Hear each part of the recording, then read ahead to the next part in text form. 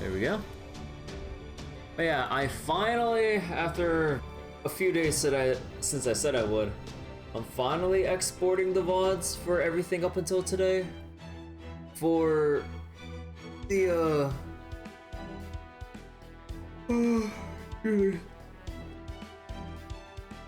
for the FGO reading, Darkest Dungeon stuff, and also the actually, what else was there? Darkest Dungeon, FGO. Actually, yeah, and some of the most recent Cold Steel VOD as well. Actually, did one of them fail to export? Oh, one did. What the fuck? Hold on. Let me fix that. Because like sometimes there's a weird thing with exporting stuff that sometimes it's just like some random chance that it just won't export until you like retry a couple times for it to actually come up. Otherwise, I would have to do the slow method of downloading it off of Twitch and then uploading it straight to YouTube with my own bandwidth. Although, man, now that I think about it, if I had the capacity to locally record and then upload my own VODs and shit, bro, I would actually need to pay for unlimited internet because, man, trying to upload all that shit is gonna eat through all my data. Like, the file sizes add up a lot. They kind of add up a lot, especially with how many parts I section out. But yeah, the VODs probably won't be coming up too soon because I still need to like touch up the I mean, it's kind of small, all things considered, but like the descriptions, timestamps, like thumbnails, since I don't want to just have the automatically generated stuff unless I'm being exceptionally lazy. Or if it's that much of a one-off thing, or if it's really hard for me to find any good, like, background images to make a thumbnail off of. Because like, you can't believe how, like, annoying it is trying to get certain backgrounds or logos for certain games. Unless you try to, like, go in-game and take some in-game screenshots, which honestly would probably be a lot easier. And, a bit less of a hassle to do, not all things considered. But yeah, okay. So now I've got all my VODs exporting and then processing on YouTube. Now I just have to actually let it do its thing, and I need to get to work on the descriptions and thumbnails and stuff. You know, there's one thing that always puts me off with the aspect of like, or just like the notion of streaming on YouTube. Not saying I will move, but like the thought has crossed my mind, especially with the recent crappy moves with Twitch and everything. Or not just the recent ones, but like all the past ones as well, kind of building it up. But like, there's one thing that always bothers me. Having to set up the fucking stream on YouTube. You gotta like set up like the stream and like the description and like potentially thumbnail if you don't want to leave it blank.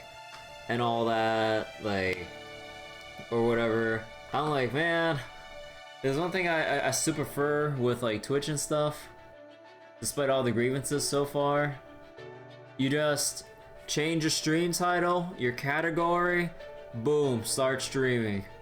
I don't have to like set up no waiting room, thumbnail, description, any of that bullshit. No, just hit start stream and go. Anyways, I digress. So, yeah, we should be almost done with Act 1 of Lostbelt 6 from what everyone's been telling me, since it ends at Section 9. So, without further ado, let's go.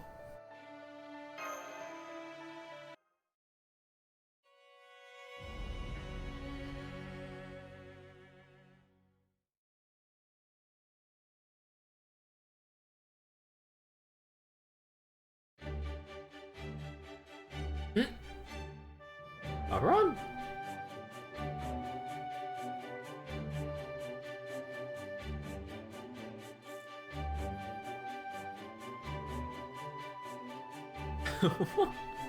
I guess this is him just in intel gathering mode. Man, he's going places, huh? Oh. Yeah, about Sheffield.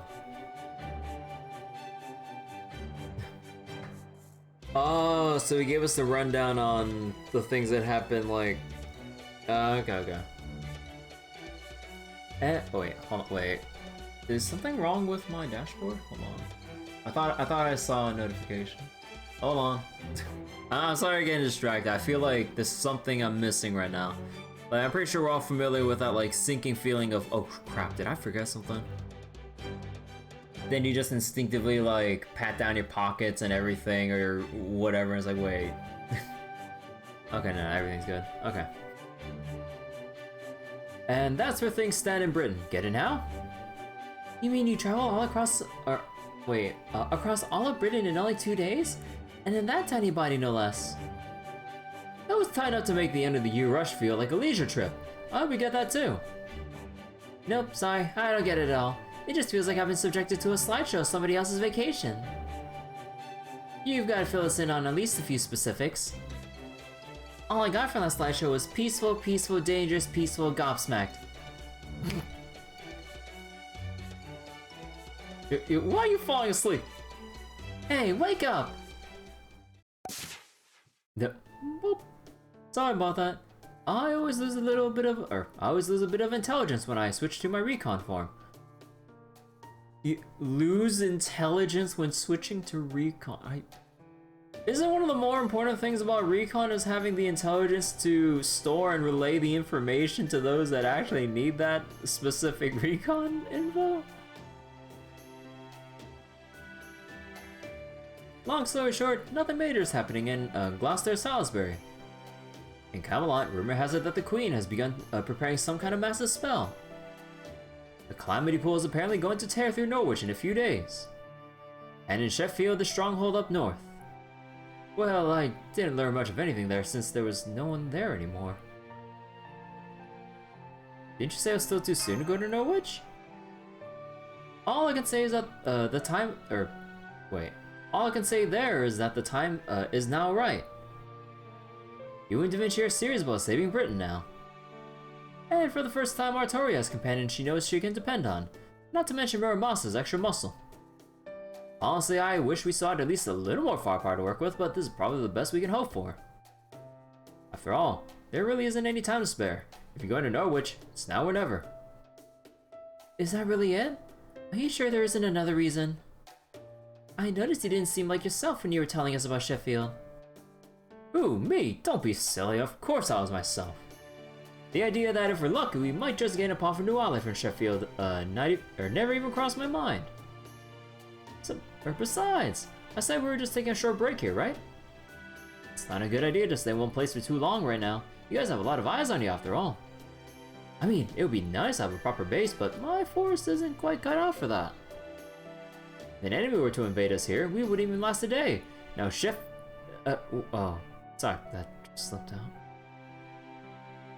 Anyway, the most important thing we need now is more allies, which is why I'm saying Norwich should be our next stop. You get it, right, Kirby? I heard the declaration she made too. You know as well as I do that what Arturia needs to be a good child of prophecy is confidence and to get some accomplishments under her belt. Exactly. If she's gonna save all of Britain, the best way to get started is by saving a city. Now I gotcha. If she can get rid of a calamity that even Queen Morgan's given up on, let her change her child of prophecy from rumor to reality. Nobody would doubt she's the real deal after that. Well, I have a feeling Mash is gonna try to somehow steal the thunder accidentally. I mean, that's true, but I'm not sure if I'm powerful enough to get rid of this calamity pool yet. Ah, sure you are. As long as you still got the kind of spirit you showed at the auction house, you can do anything. Worst case, it'll be a learning experience. Don't worry, if you end up failing to pieces over it, I'll pick them up for you. Besides, isn't being reckless kind of your thing? You know what I'm talking about, right, Kirby? True, that spirit you shot at the auction house should definitely get you through this too. What do you mean? I always play things safe. That's right, she does. Yeah. Oh. Oh. Artoria is like a big fuzzy bear who's got it all. Bravery, spirit, speed, the works. I just know. I'm so sure I should find a way to save Norwich too.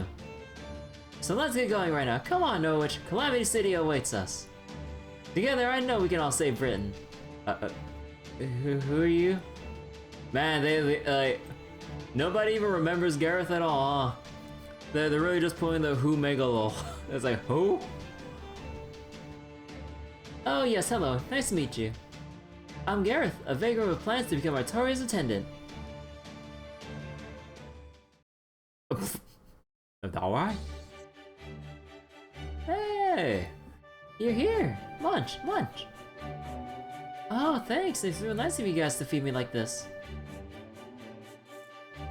She's never been in the main story? Yeah, that's true. But like... I thought that like, with how the events pan out and stuff, I thought that like, we'd at least recognize her face, right? I mean, I don't fucking know. Wait, how you doing, Bretsu? How you doing, Bryce? Man, all the fruit you've been giving me the last 2 days has been so yummy. This forest is great. Whoop, whoop. I'm sorry, but can we get back on track? It sounds like... That's right, I've been following you guys since you left Gloucester. Well, since you left the auction house specifically, the way you handled Tristan was amazing. Ah. So that's... okay. Every fairy's scared to death of her, but you totally shut her down verbally and magicraftily. You just beat this part last night? Hey, congrats! Hopefully the gimmicks weren't too bad. I hope. Trying to finish up A ranks and Hyrule Warriors? Ah.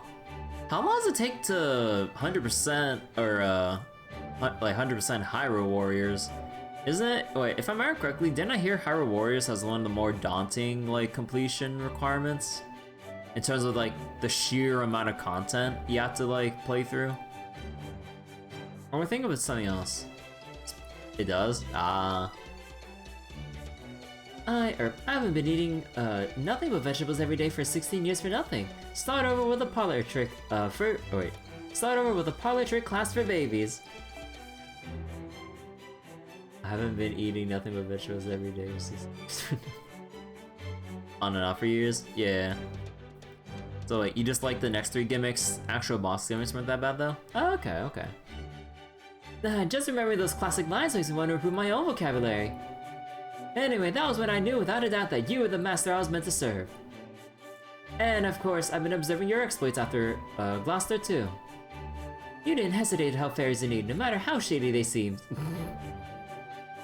I don't know any other fairy in all of Britain who can trust others like you have. I don't know much about Einzel's prophecy or what the rumors say, but I do know you're destined to save Britain. So please, Artoria, please let me come with you on your pilgrimage. I know I'm just a low-class fairy who's been, flitting from city to city up until now, but I'm certain I can be of use to you. Oh gosh, I don't know. What do you guys think? I mean, I'm not really anything special, being somebody's lord, I don't know. Isn't Gareth... Yep, she's one of proper human history's Knights of the Round Table, Gareth of the Beautiful Hands. But let's just keep that to ourselves for now. I mean, just look at how happy Artoria is. Let me ask you something. Why do you want to be Artoria's attendant? So wait, what? The 100% speedrun is, segmented is just under 289 hours long. What the fuck? Bro. You said you're not interested in either Einzel's prophecy or the rumors, right? So if you don't believe in the Child of Prophecy, why devote yourself to her? Well, to be honest, I really have just been a vagrant up until now. I don't even know what kind of fairy I am. I'm not part of the Wind Clan, or the Earth Clan. or the Fang clan, I'm not especially good at anything. But the one thing I've always had is a purpose. This time I want to keep everyone safe. This time I want to be able to put up a real fight. And I want to help all the people I see suffering everywhere I go. That's always been my purpose. But I'm not very strong. All I can really do is bite my tongue and grit my teeth. So far I've only managed to get by, I've only managed to get by using my iron weapon to destroy Moors. Then one day I saw one of the Queen's town land from a distance and I immediately thought, I want to be a knight like that too. I want to be a knight who can keep everyone safe. I want to serve a king I can truly respect. But soon after I heard that Queen Morgan was actually a bad king and the only job of the townland was killing Moors. And I thought my dream could never come true in Britain as it stands now. Hyrule Warriors has a shit ton of content? Oh. But then, I heard that a fairy who could save all of Britain wouldn't be up for auction. So even though I didn't have much hope, I snuck in to see for myself. Then I had my faithful encounter with Artoria there, and my dream of becoming a knight finally came true. Well, it hasn't come true just yet, but it feels like it may as well have, so... Anyway, that's my reason. Now, do you understand why I want to serve her? Oh yes, I get it. Looks like we just had to let you come along then. I thought Morgan might have sent you here to spy on us, but no spy would ever be so awkward. Wait. You needed amiibo for 100%? Oh, that's fucking scummy. Bro. Like that'd be like getting locked out of 100%ing Resident Evil 4 if you didn't buy the exclusive weapon tickets. The more you have, the less days it takes. What the fuck? What kind of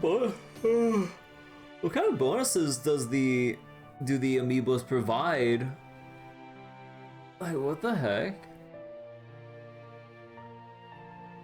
And since it looks like both Artoria and Kirby are in favor of you joining us, I have no objections. Besides, we can always use more fighters on our side. Glad to have you, Gareth. So there's a medal that requires you to use amiibos enough times? Oh. So like the more you have, the less days it takes? Amiibos gives weapons and mats? Wait, so is there like a cooldown on the amiibos you scan or something? So is that why you need like more amiibos? Once a day per amiibo? Bro, what the fuck system is that? That's terrible.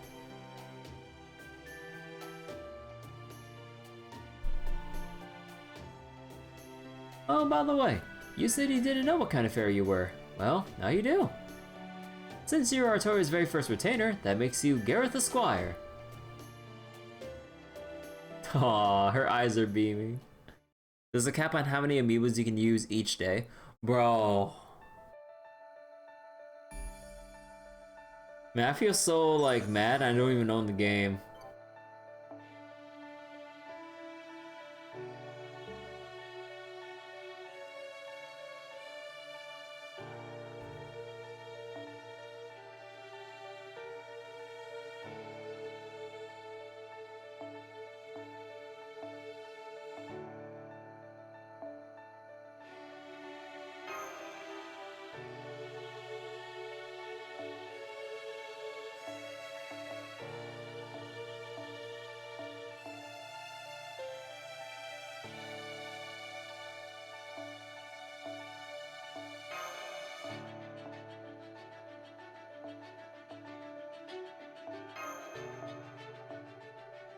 Master XP and Bond. Okay.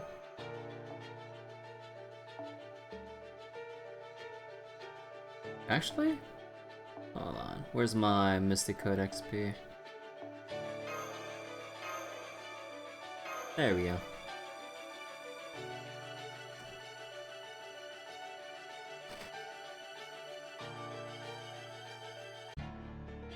You only have one amiibo, and that's because it came with Twilight Princess? Wait, how many amiibo scans do you need in total? Don't tell me it's like 100 or some shit. 'Cause, oh dear God.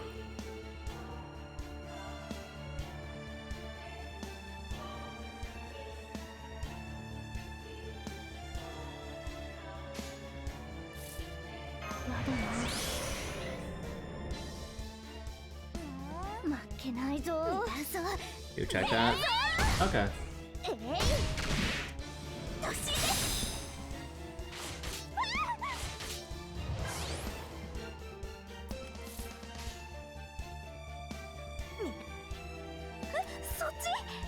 Hmm? Wait.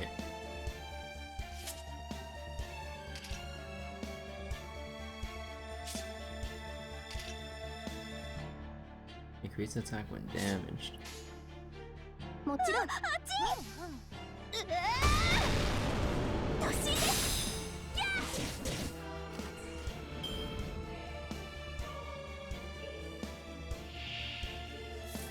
Your least favorite fight in Lostbelt 6 so far? Huh.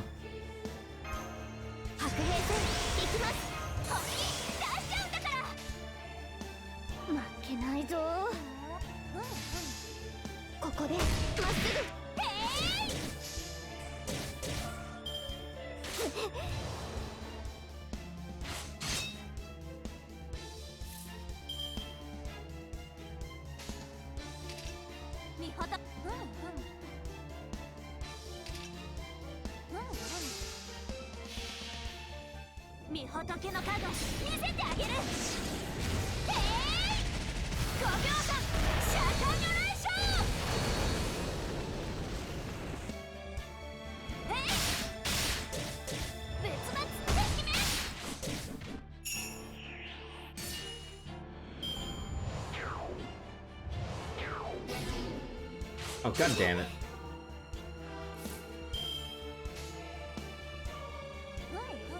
How bad can this be?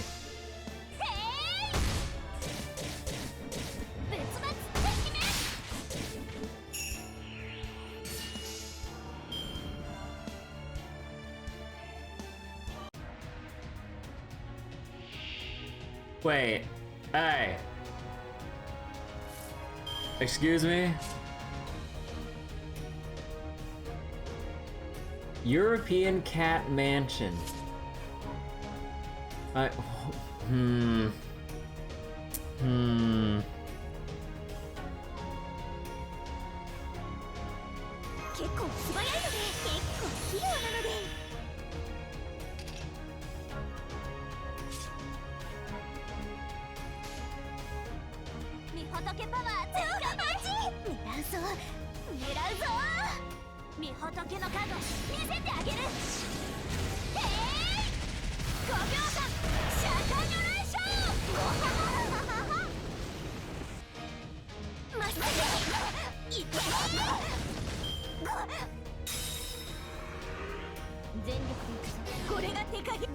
Poison.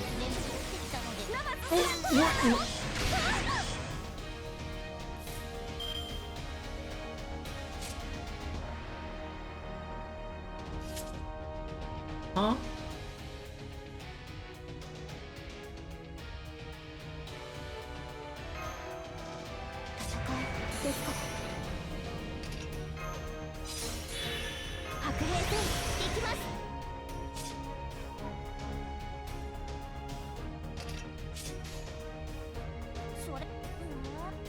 How much of a defense up we talking about?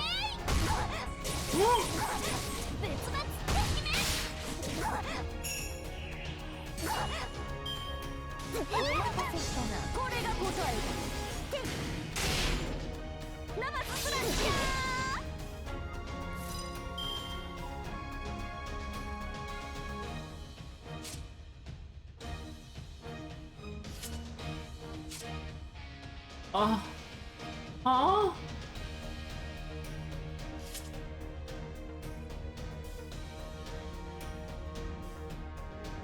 What? Why?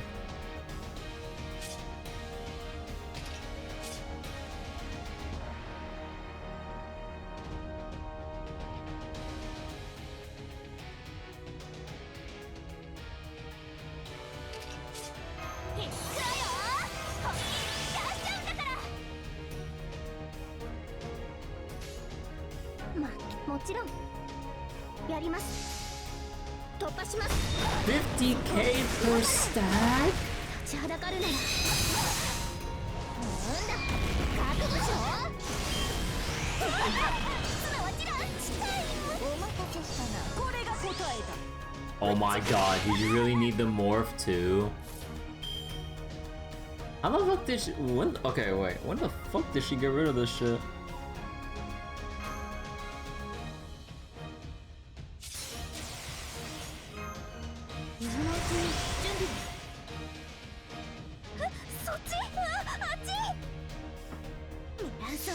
After NP?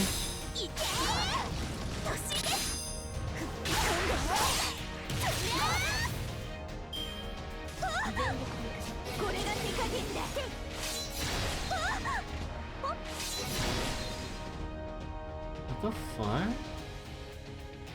But she keeps draining her own. What the fuck? So you have to like go on for God knows how many turns and then you can. What? Wait. Okay, I'm just morbidly curious, so let this all play out.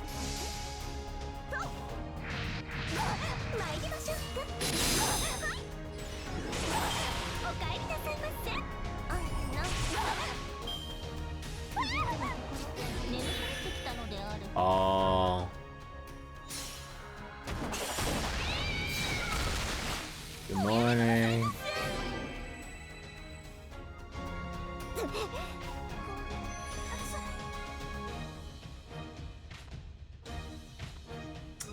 Well, you know, this is just like ever so slightly funny and awkward.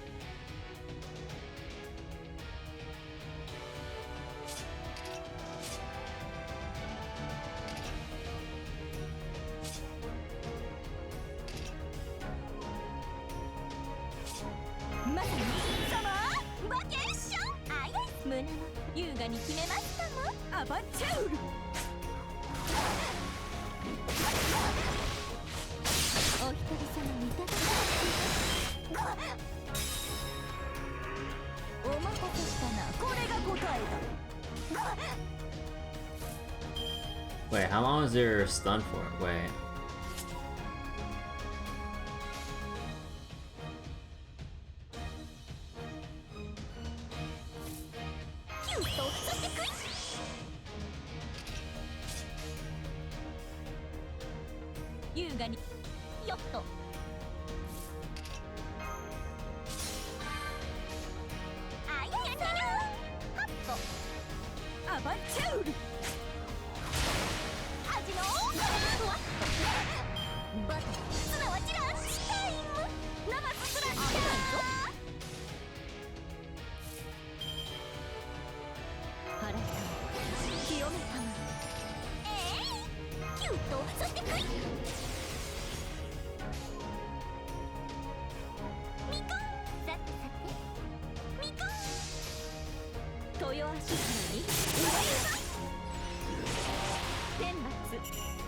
God, that dumb attack down, man.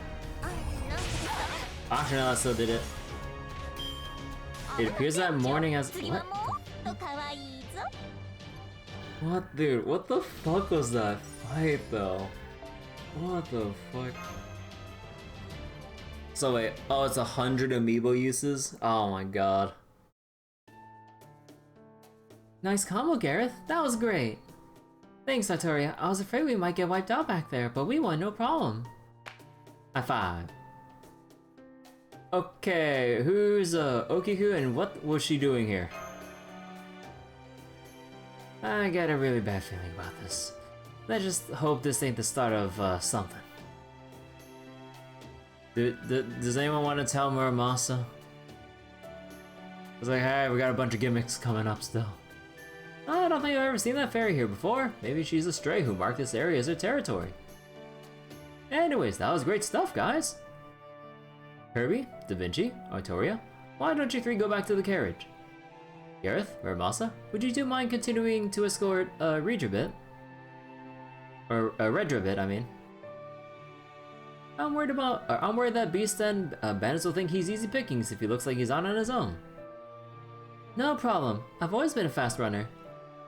That's fair. Da Vinci escorting him only attracts more attention. Better to have someone more intimidating out there.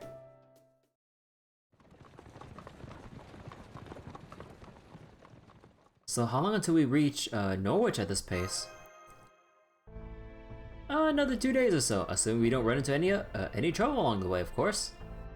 Oh, and by trouble, I don't mean the kind of wild fairy attack we just dealt with. That stuff's just life out here. No, what I'm concerned about is running into some of the Queen's soldiers. That's why I've been having us go at a more relaxed pace. A horse-drawn carriage terrassing through town is bound to draw unwanted attention, you know? Last thing we need is to be pulled over and have our cargo inspected. Hey, Scarlac, how you doing? This is the Hisa Derps double posting again, even though I thought I fixed the goddamn command. Maybe the command is just cursed, and maybe I need to like delete the command in general, and then just put it back. Does that mean there are wanted posters of the Child of Prophecy that is Artoria now? No, Artoria's fine. They'll think she's just another fairy from the sticks. The problem is Kirby. In general, it's against the law to take civilian humans outside city limits. So if some soldiers start questioning us about who she is and which clan she belongs to, we'll only be able to play dumb for so long. You're getting your roofing problem fixed? Yo, nice. So, straight up police interrogation. That's about the level of authoritarian crap I'd expect from Morgan. Yup, which is why we're taking it slow for now. If things get too hostile, we'll throw caution to the wind. By the way, Artoria, is this your first time going to Norwich? Uh-huh, I've always wanted to go though. A whole city of smiths sounds amazing. Huh, but I thought fairies hated iron. The Wind Clan definitely does, but the Earth Clan sees it as a precious resource. It's iron weapons that all fairies hate. They don't have much of an issue with the iron in buildings or daily necessities. Well, your neighbors do tend to complain if you work with iron frequently. Well, that's just a sign of a good smith. It's a shame your first visit to Norwich will be while it's in such a state. Then fighting spatters. I also helped my dad finish some housework myself, like getting new lighting panels for all the different parts of the house cut out and put back in.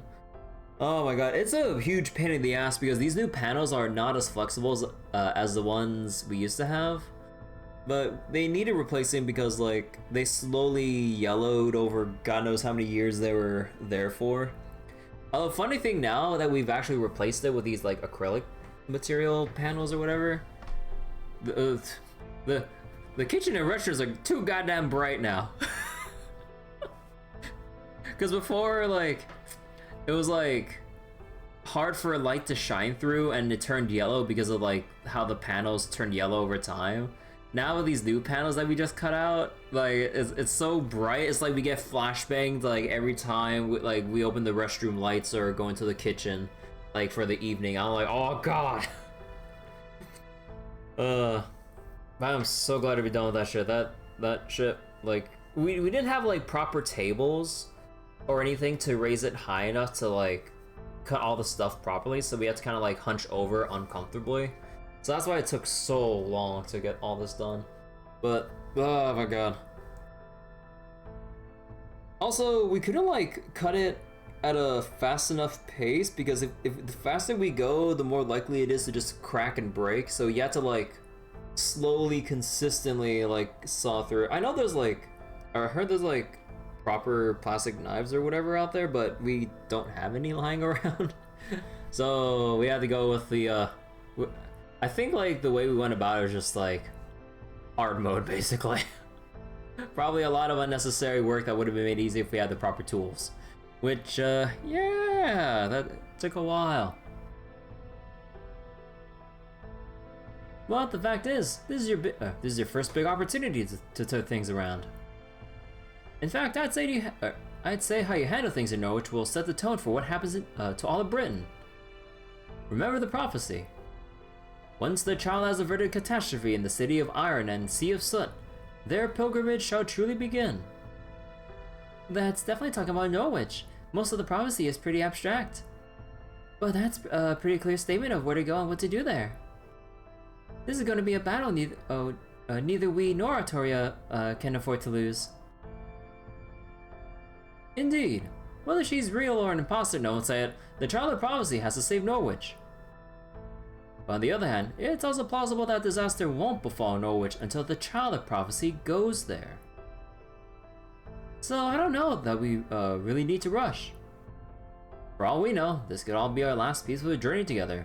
We might as well enjoy it. Alright, this is your first time traveling east of Salisbury too, isn't it, Kirby?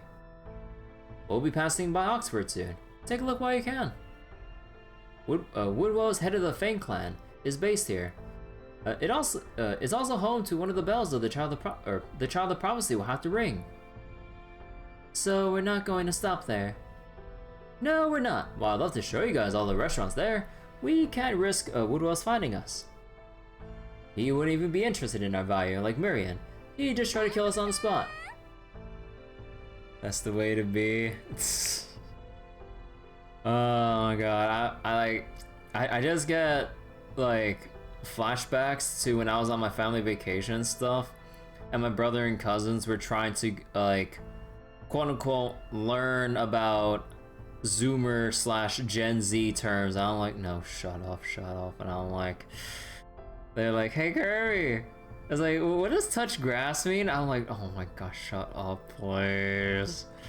You can and because I was in a restaurant with all of them, I couldn't just up and run away. I'm just like, oh my god, please. I'm like cringing so fucking hard. Oh my god, dude. Then they ask stuff like, what does based mean? Like, what does like sus mean? What does, oh god, what other shit that were they asking me about? Like, oh my god, I think I just blocked out everything else they asked me after that. Hey Mel, how you doing? Leave you alone. Oh my gosh. I just felt so dead inside every time like they kept asking and trying to like, it's like they're trying to practice how to say these terms as if they're trying to learn new vocabulary in English class. And they're like, oh, you should touch grass. I'm like, shut the fuck up. We're in public. We're in fucking public. Shut the fuck up. Oh, like, please. Just, oh my god, I never want to hear that shit again. So there won't be any room for a peaceful discussion there, huh? Does that mean we'll have to fight our way to Oxford's Bell? Been on the internet longer than you've been born. About that, they're all older than me. Hence why they ask, hey, what do Gen Z, what do the Gen Z kids say nowadays? I'm like, oh my god. It's just, use the goddamn internet yourselves. I'm afraid that'll be our only option, yes. Now that the Townlander are the Queen's chief players, Woodwells might not have the same power he once did, but the Fang Clan is still Fairy Britain's primary military force. Why don't you ask the Gen Z kid, not me? Because there is no one else to ask. On the closest thing they got who's knowledgeable enough within the subject. I'm like, I hate everything. And some of the stuff aren't even quote-unquote Zoomer terms. I'm just like, so with some of the other stuff they asked me. Again, I can't remember because I'm trying to block it out from memory. But oh my god, dude. So we won't be able to storm Oxford for some time to come. Does that mean we're eventually going to have to fight there? Well, yes, if we're going to ring the bells, we won't have a choice. Lords like Aurora and Miriam, who don't want to see the cities turn into war zones, are the exception rather than the rule. Besides, it's not like Oxford hasn't already seen more than its share of bloodshed. 1,200 years ago, in year 800, the era of the High Queen, this area belonged to the Wing Clan. But then the Fang Clan came and took it by force, leaving not one Wing Clan fairy alive. Like that, I can't distinguish between boomers, zoomers, and millennials anymore. The lines blurred. The lines are blurred.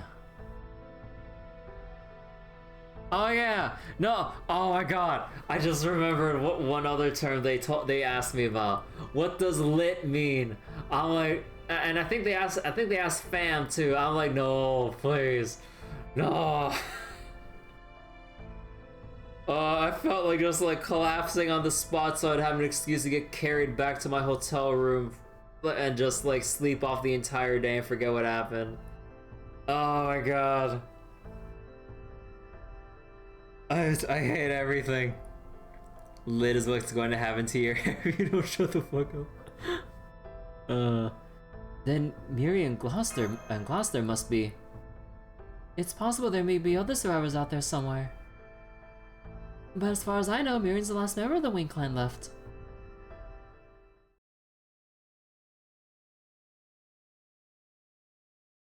Lord of Oxford's office. Welcome back, Lord Woodwose. I'm sure you must be exhausted from your latest trip to Camelot. I'll say, that meeting was a complete waste of time. We didn't get so much as a single real answer. There are more hangers-on than ever before, too.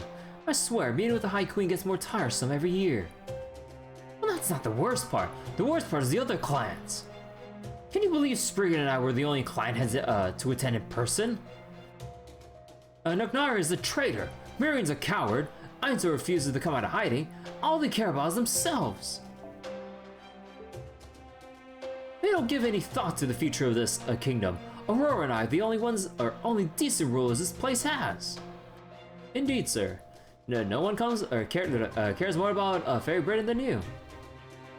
I can only hope you and Her Majesty tie the knot as soon as possible. Yeah, I don't know about that. Yes, good point.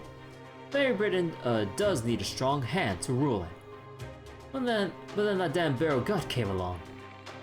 It's all my hard work, he just shows up and no one claims the High Queen's hand for himself. So what if he's a mage from a foreign land? Where does a mere human get off stealing a march on my woman? Oh, Lord Woodwose. Pardon me, Lord Oxford. I'm here with a report on the ranch's resource management. Oh, Minoy, why'd you have to come now? And after you finally earned a promotion to guard too. Is this a bad time, Lord Oxford? Should I come back later? It's fine. Tell me. Yes, sir. Of the 60 humans that were being kept at the Western Ranch, 10 were assigned to Camelot, while the remaining 50 were assigned to us, huh? Fine. With 50 humans, we can relieve the soldiers suffering from Moore's disease of...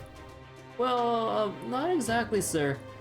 The remaining 50 were all taken to Manchester under Lady Gawain's supervision. She said they needed to be re-educated. She what? So that insolent little thing confiscated my humans without so much as a word to me. Ah! Please, Lord Woodwose, calm yourself. It's not his fault. He's just giving a report. Silence. We shouldn't have to suffer for these pathetic creatures at all. If it wasn't for the Queen limiting their production, we could have as many humans as we need. But sir, humans are emotional creatures. If we treated them like any other livestock, they'd stop being creative, and they wouldn't provide any more nourishment for us. Britain can't afford luxuries like that right now. The Moors are growing in number by the day. We need to bolster our armaments before they swallow the entire city. Or what? Does the Queen think that Talon alone can keep the Moors at bay forever? Has she completely forgotten how much we, the Fang clan, has fought for her over the years?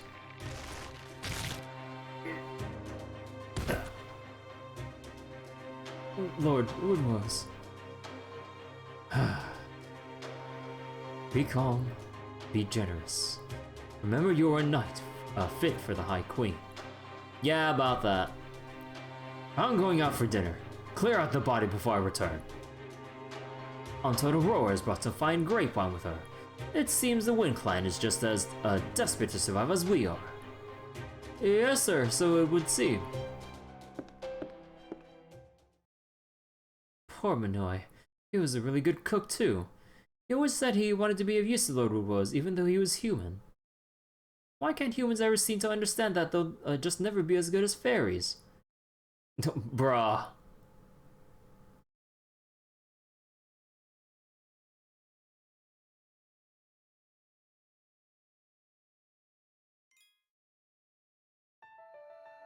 Like, damn, man, he was a good guy, but man, sucks he had to be human. I'm like, bro, god damn.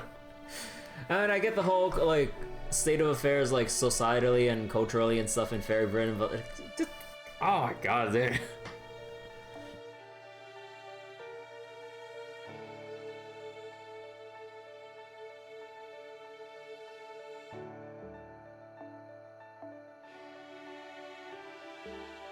Oh no.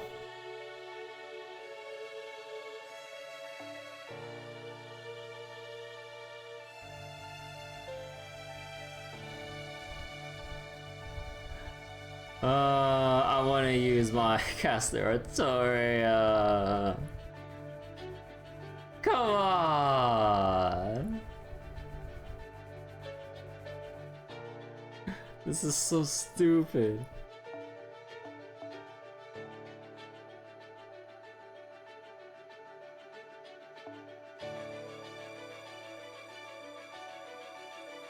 Okay, let's see.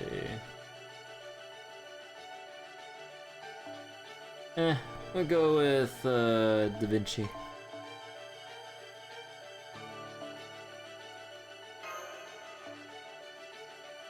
And we'll take the usual crew back here.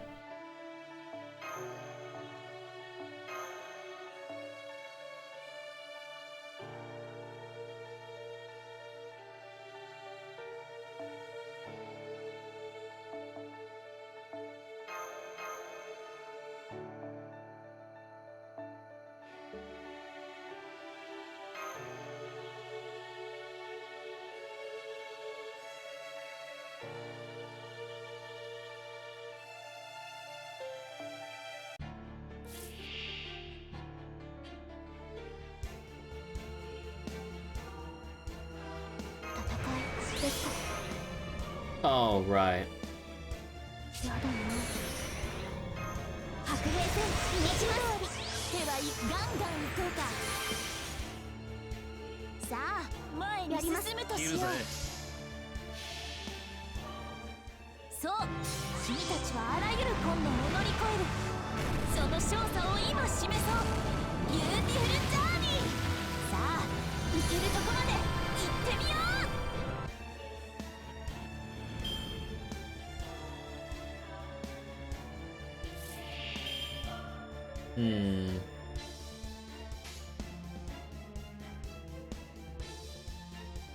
このスリル。あの辺りか。バッチリいけるね。いいぜ、ついてやる。ほっ。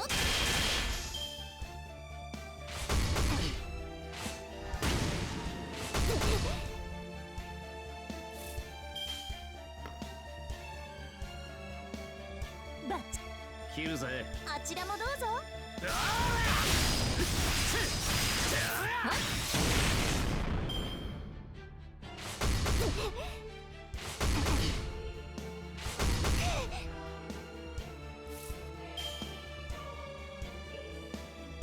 やります。先に行く。あの辺りか。うバカそう。手のせ。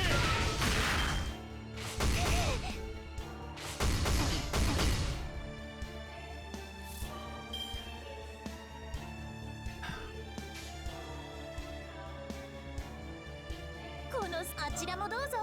このスリル。ごきげん。派手に行くよ。ランボーですよね。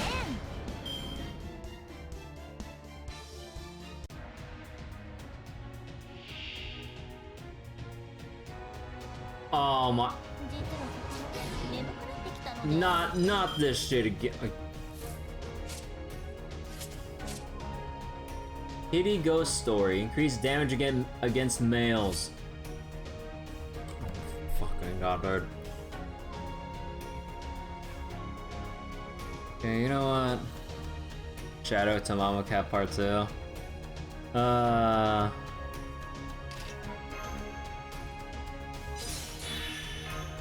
今のうちに準備妖精が何だってんだ。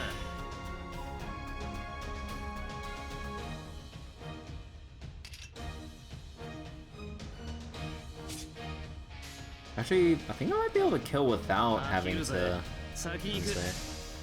やべえな。てめえとは反りが合わねえよ。生スラッシャーパニックキュー 切るぜ。あの辺りか。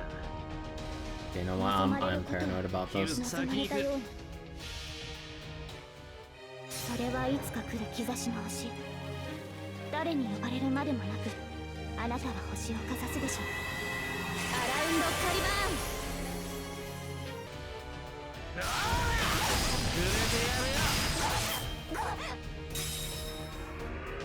お待たせしたなこれが答えだぶっちぎるぶっちぎる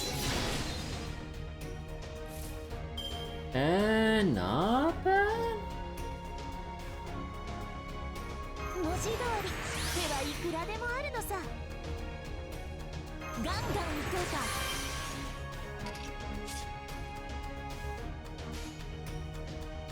さあ前に進むとしようあちらもどうぞ Actually, let me check something.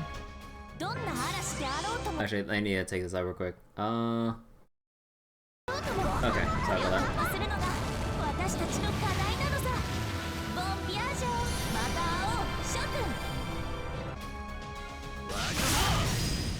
that.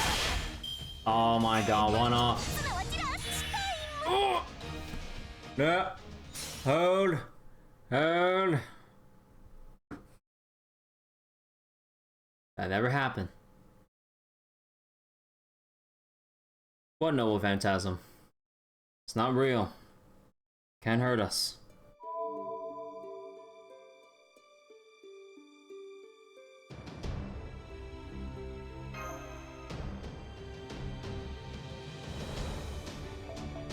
Save's coming. Look, it's a single player game.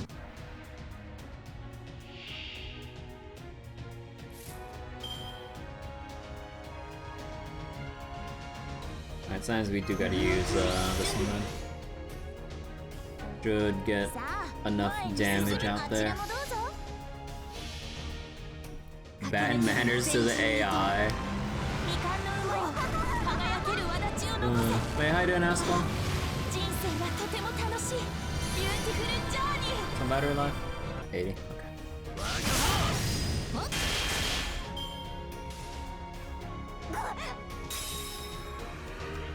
全力で行くぞこれが手加減お待たせしたなこれが答えだ Oh.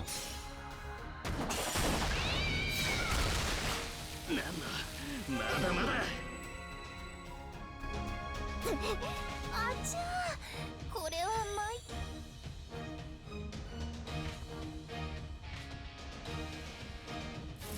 まさにサマーバケーション腹清めたのオンリーメガ妖精が何だってんだ。櫛灘姫を髪に刺し。さあの辺りか。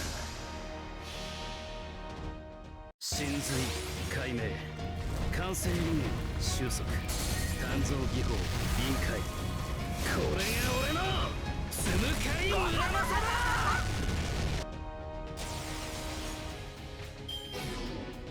敗者であれば私 Oh my god, Tamama!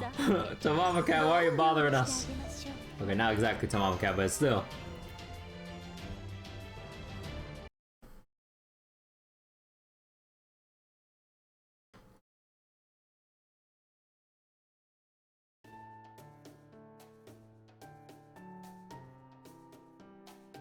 Wait. We're definitely heading toward a third of these, toward a third of these damn things. Damn it, what's it gotta happen to me? I got no damn legends about defeating ghost cats. This is our second day of travel after passing by Oxford, and the local animals are definitely more violent here. I wonder if it's because we're near the pit. You mean that giant hole over there? That's right, the pit is a giant hole in the very center of Britain. And all those walls you see on the north side of the pit, that's Camelot. The simple city Queen Morgan rules. So that's the pit. Mike told me about it. He said it's where sinister things are thrown away. He said if a fairy loses their name, they quietly disappear from the city and wind up in the western woods.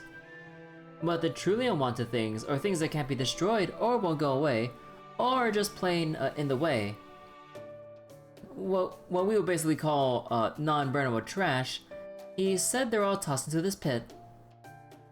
It sure looks pretty deep. I wonder how far down it goes. Do you have an idea, Muramasa? Back to the pit? No. Not yet. That hole? I'd say about 10 kilometers or so. Good thing I didn't fall all the way to the bottom when Lancelot knocked me in there. I was lucky enough to catch myself on the wall before I got too deep. That's almost the same as the Mariana Trench. I'm surprised you know offhand. Oh my god. I'm surprised you know offhand how deep the Mariana Trench is, Kirby. Have you been there or something? Please stop talking about the pit, everyone. It's bad luck for all of us. See the CCC event? Wait. It's bad luck for all of us, even me for just for listening to you. Everyone in Britain knows about the pit, and not to talk about it. It shows a bad idea. Remember those fairies we met who were headed there to throw away some trash? They were landfill pilgrims. Criminals who have been sentenced to pit duty as part of their punishment. Most fairies don't even want to talk about the pit, let alone look at it. Please keep that in mind from now on. Good thing BB would now want to be in this Lostbelt. Or would not. So, they're criminals and pilgrims, isn't that... I know, I thought there was something strange about it too. Why do they call it a pilgrimage? I mean, that word was made for the Child of Prophecy, right? What I heard is, there are 6 relics that the first 6 fairies left behind when I died. The bell towers in each city were made to enshrine these relics, and let each clan honor their roots. And I also call the journey the Child of Prophecy would have to undertake to visit all those bell towers and rule over the clans a pilgrimage. You don't say. I could see that. I mean, there's no other reason I can think of for the concept of a pilgrimage to exist here. So the word was coined just for the Child of Prophecy, huh? That makes a lot of sense. You mean the word pilgrimage is completely ordinary in your world, Kirby? Yep. You don't really have anything like religion here, do you? Okay, say there's a group of people who believe really strongly in a certain teaching. Then form a community centered on that belief where they all help one another. For people like that, the place where the teaching they believe in originated is called a Holy Land. The trip people sometimes take to the Holy Land to pray is called a pilgrimage. It's one of the simplest and most important rituals around, and it's something anyone in our world can do. Really? So you don't have to be chosen by a prophecy to go on the pilgrimage in your world? Nope, that's one of the better things about proper human history. Everybody's equal, and no one is special. You can still make amends if you do something bad, and even if you do good deeds, you can still be punished if you commit a crime. At its heart, the world settles its disputes through dialogue. Not to say every dispute is resolved that way. AKA, look at everything on social media. He lies as easily as he breathes. What do you mean? Everybody's okay. No, let's not get into that can of worms. Still, today's matters can carry over to tomorrow, and tomorrow's matters are carried over to the day after. Since no one there is eternal or volatile, the way fairies are here, in the outside world, things are pretty much always changing. Wow, that sounds like such a human way to run a kingdom. I can't do much of anything on my own, so I love the idea of a world where people can just help each other. Then again, that's true for most people in the Land of the Fae, so I guess it's not really fair to compare them. One thing's for sure, the Isle of Britain is a beautiful place. So what about you, Kirby? Huh. Oh, I'm sorry, I guess that was kind of a strange way to ask, huh? I was just trying to ask what you think of your own world. And how you feel about what it is you're doing now. Oh, now I see. Oh, good. Well, it's hard to put into words, but... I like it as much as the next person. I guess I have concerns.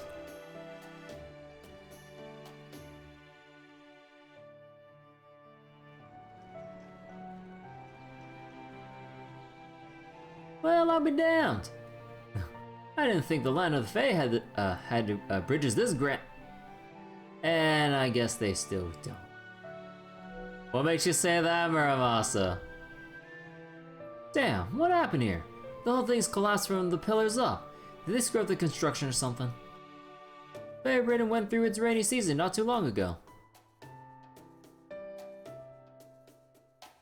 You have to wonder how many people didn't say they have concerns? I'm not sure. So I guess it was a combination of flooding and Moors attacks that did this. Now what do we do? Norwich is just a ways past that hill on the other side of the River of Tears here, but...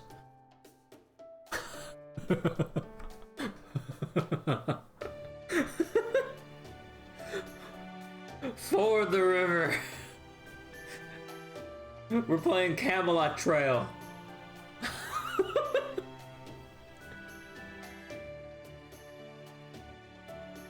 We can make it.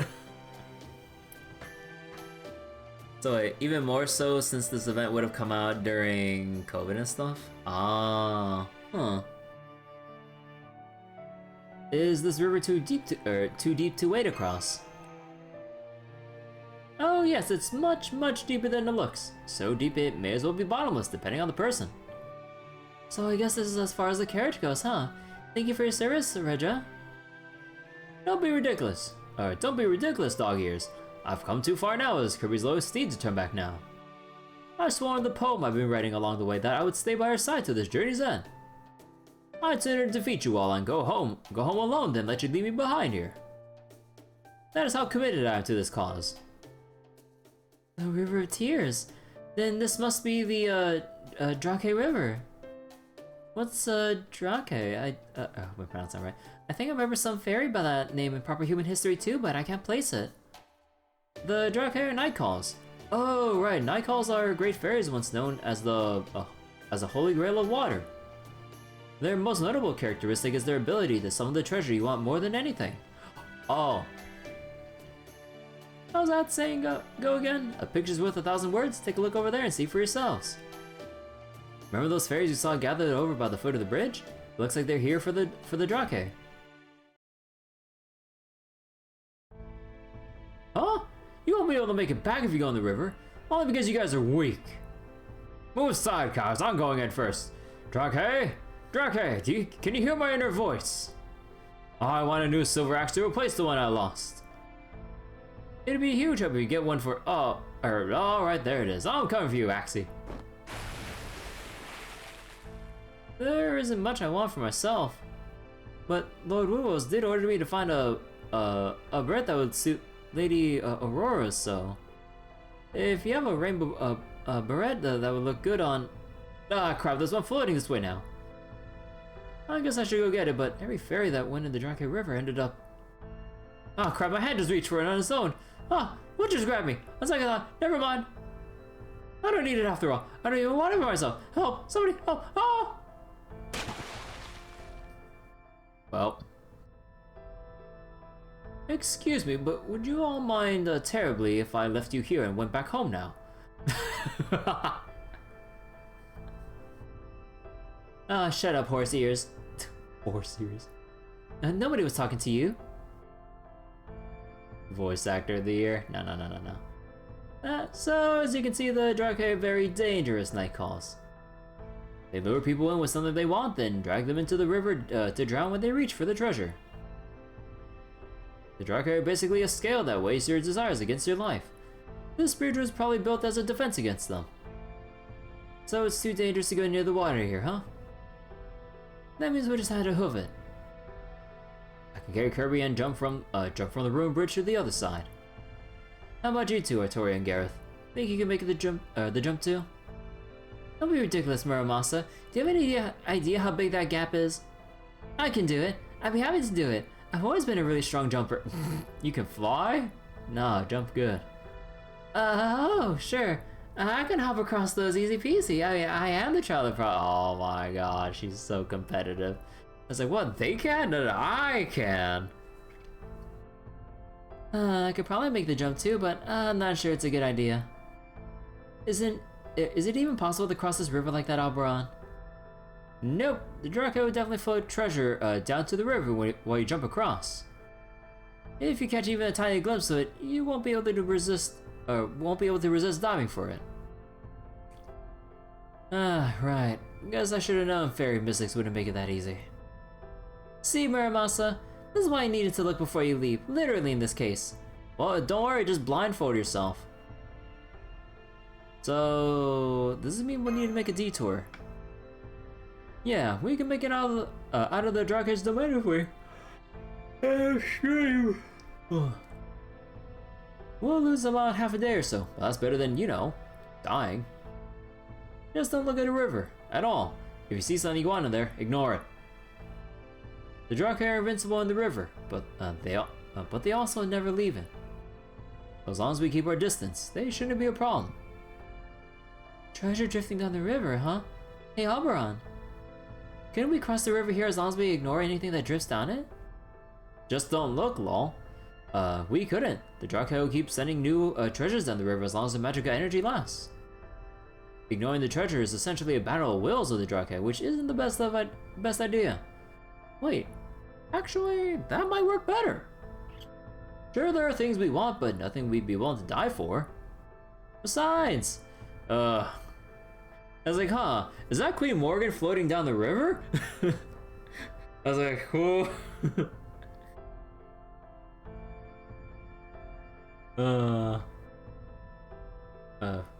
Besides, the thing we all want now more than anything is to save Norwich. There's nothing the Draco could offer us that could tempt us from that, so maybe we could... Hey, I see something coming down the river. It's... a life-size Artoria plushie. Oh my god.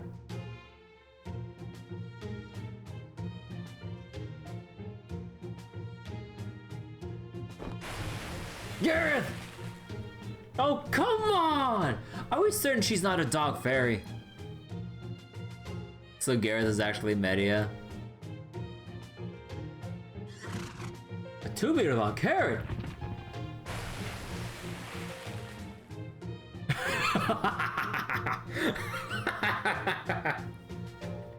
Son of a bitch, not me too! No way! A Holy Grail! Yep, I'm seeing a Holy Grail floating along from upstream too.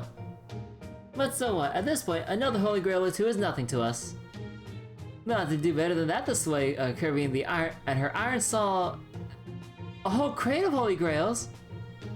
I can't hold back these feelings any longer. Whee!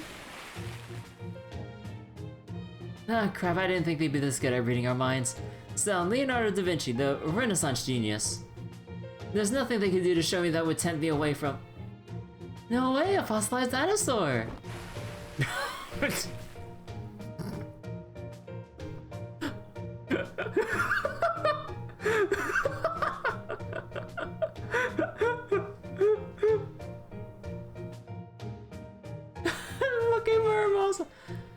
How did you clowns destroy 5 Lostbelts?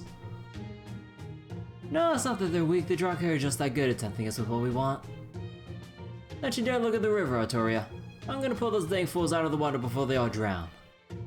Don't worry about me, I'm an imitation myself, so there's nothing I want. Oh, really, Muramasa? There's nothing in the whole world you want? Don't look at me, you idiot! The river's this way! Ah. I can't believe we lost 5 people in just 1 minute! What do you make of this, Muramasa? Oh, that's what she wants? You gotta be freaking kidding me. Hey Oberon, find a rope or something and toss it in the water. What? You think I'm just gonna find a rope lying around? Ah, damn it, now I looked at the river. No! Oh my god. He told him to look for a rope to save them, so he really wanted to find a rope, and now it's floating down the river. Oh my god.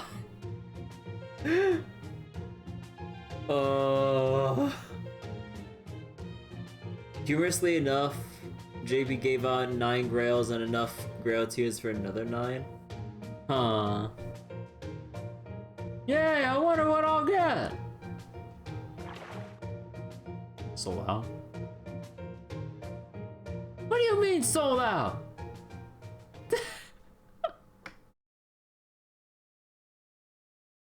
What the fuck was I just reading?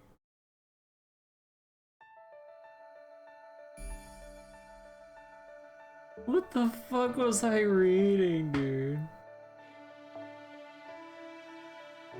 The water fairy doesn't want Oberon.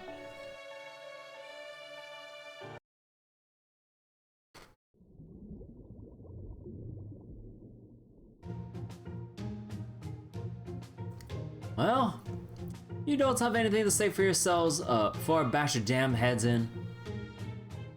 All together now. How could we not go for something like that? Ow! You're not even pretending to be sorry. As soon as this Know Which business is over, you're all doing Zazen for a day. You can be very strict sometimes, huh, Muramasa? By the way, do you know what Zazen is, Kirby? A meditation where you get hit a bunch of times. It's a kind of meditation where you calm your emotions to clear your mind. Really? That sounds like fun! Is it anything like one of those out-of-body experiences? The treasures are all gone! They must have been illusions all along. Damn you, Drake! Oh wow, you're right, my perfect Artoria plushie is gone too. All I have to show for my trouble is this lump on my head Muramasa gave me.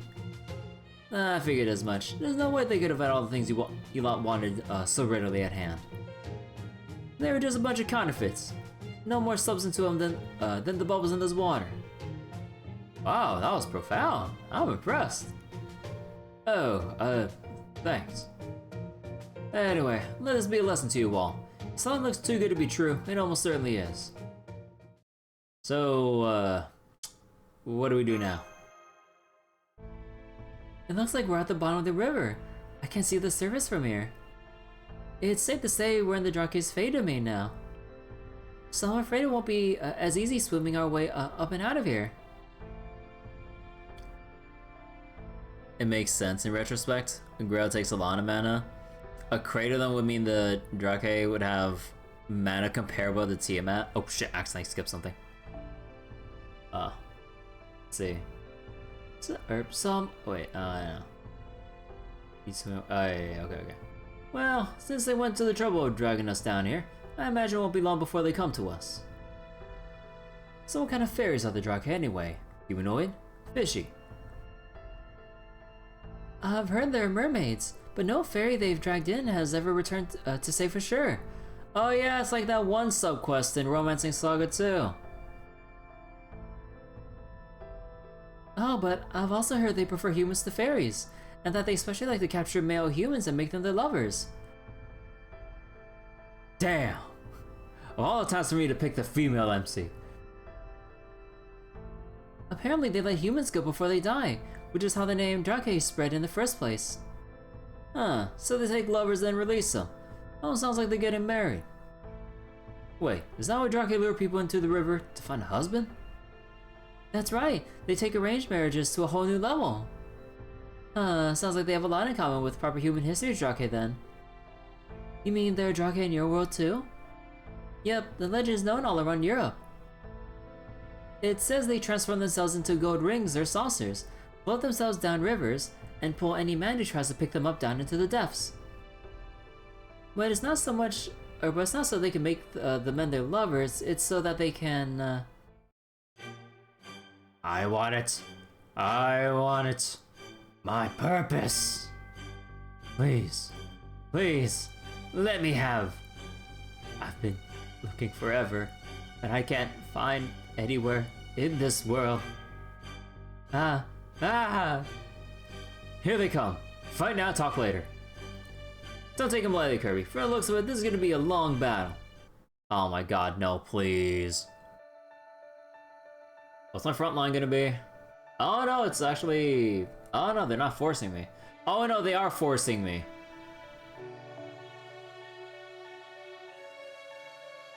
And... Oh, and we don't know who... Oh...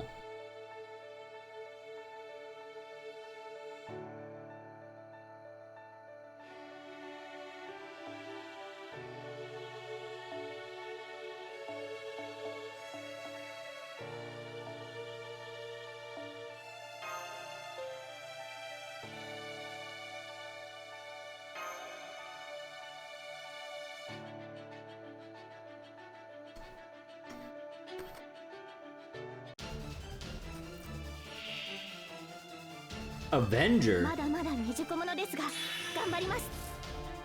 Knowledge of the outer world evil. Increase nullify buff resist. Increase damage to inflicted cursed enemies. Apply state that inflicts curse on all enemies. Oh.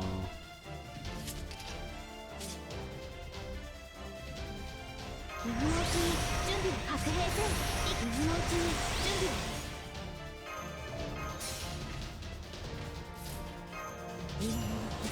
確平せん。行きます。ですか。今のうちに準備を。我はやそうに我は闇にあって闇にある。あら清めたま捧げよそのよかろう。血に濡れた我が人生をここに捧げよう。風来るべい。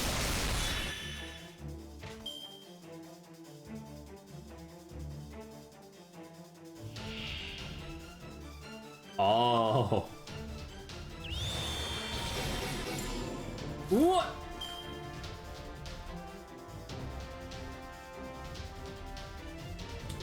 You son of a bitch. Alright. Alright. So I'm playing that way. I'm too lazy for this shit.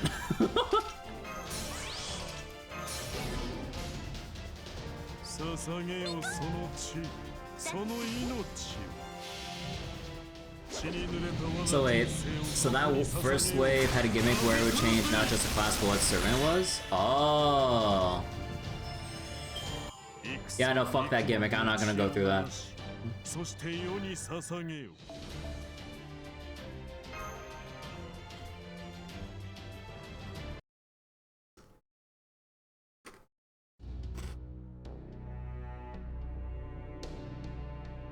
It's nowhere. So wait, it would cycle between from Gorgon to Ibuki to Summer Melt back to Gorgon? Oh, huh. Interesting set of servants to cycle. Cycle through. Oh, hold on. Sorry. the chips I'm eating was like. Oh. I'm eating some spicy chips and some of the powder got stuck in my throat. Oh, wait, you think it was King Protea, not Ibuki? Ah, okay. It's nowhere. Nowhere. Why? Why? I don't know what I want. I don't know. I don't know. But I dream of it. I dream of my treasure. I dream of my love. Of my baby. The drug has dispersed, but, what's a baby? Do you know where to- Oh, no. No, we are not having that talk here. Do you know Artoria? No, I've never heard of a baby before. Baby. Me neither. I wonder what it could be. Come on, you guys know what babies are, right? I thought that might be the case. Kirby, let's talk about this later. Just the two of us. Yeah, Bratsu, no. How is Babby form? Metroid PTSD? Wait, Metroid PTSD? I'm not knowledgeable about that one.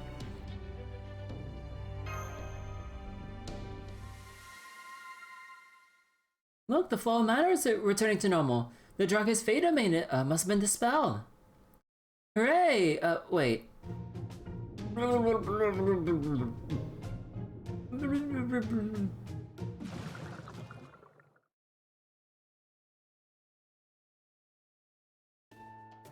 I see.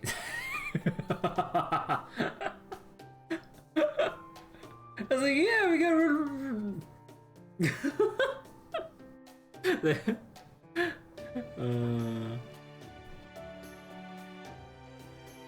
Avalon's unamused. I see. So you fought the Drake at the bottom of the river and you even won. Then you almost drowned while you were chatting because you didn't realize the river had returned to normal. And you finally made it back here on foot after being washed ashore downstream. Does that about sum it up? Oh well, now we're just here keeping an eye on our stuff. It's no scales off my wings. Come on, don't pout, Avalon. I'm sorry I left you all alone. Oh, you can put the rope away too. I'm impressed you actually found one. You could thank Blanca for that. She's the one who found it. Blanca! Sorry I got left out of all the fun this time, Avalon. Wait, you should come with us. It would have been fun. Okay, no. It would have been fun if you went with us. No, that's okay. I'm not too fond of water. Thank goodness the Drake were all sold out. Oh. I mean, I'm pretty sure Avalon's hiding something from us. Although, I wonder about what exactly, because I'm pretty sure there's something more to what he means by not too fond of water. Thank goodness they're all sold out too. Makes you think, huh? Oh well, we'll have to see what it would have been later. Well, maybe. Anyway, now that we don't have to worry about the Drake anymore, we can cross the river no problem. Regiment, head upstream until you find a bridge. Then wait for us outside Norwich. Don't worry, you can stand out so much that we won't have any trouble finding you. I guess that is the only option, isn't it? I'm sorry I can't provide you with a pleasant carriage ride for the rest of the way. Okay, I promise I'll catch up to you at all Norwich in 2 days. One if I don't take any care breaks. Take care until then, everyone. And please don't fall for another Fae horse while I'm gone. Okay, we should get across the river now before the sun sets. We can make camp on the other side and rest until morning. Don't worry, there's no need to rush anymore. At this point, Norwich is so close we can almost taste it. We'll be right there in time for our date with Destiny just as planned.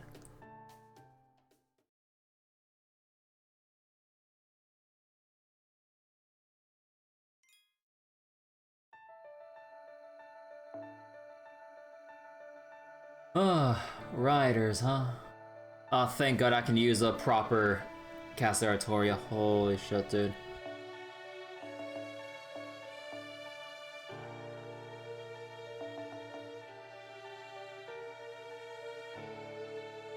As tempted as I am to go with Summer Kiara, regular Kiara, I just go with this actually. Actually, no, I didn't have to switch. Well, actually it's Riders, so yeah.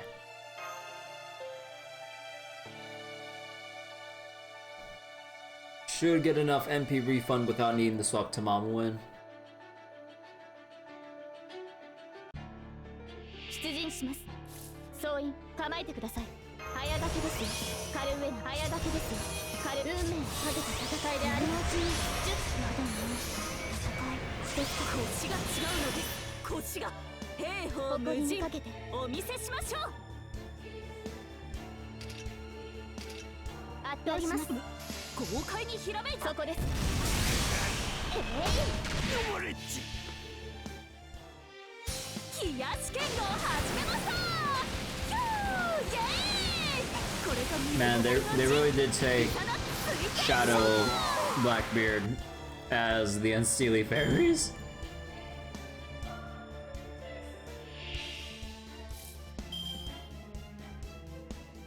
Huh?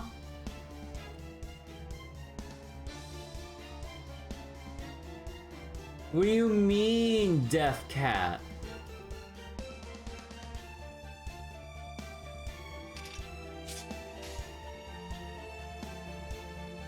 兵法無尽お見せしましょう。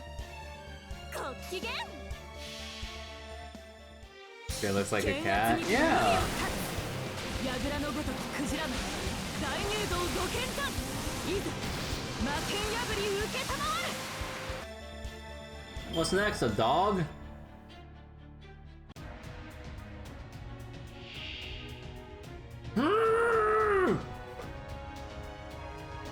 Endurance battle? Paper amulet?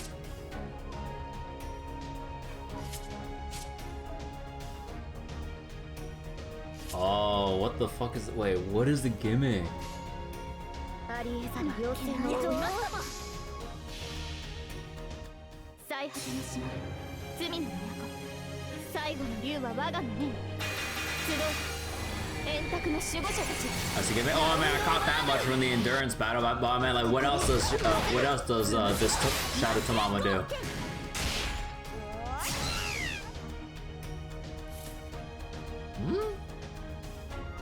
No other special effects yet? ご機嫌。もちろん誇りにかけて輝き Oh wait, she hits back if I... You can't attack the next turn? Oh... Huh... Yeah, okay.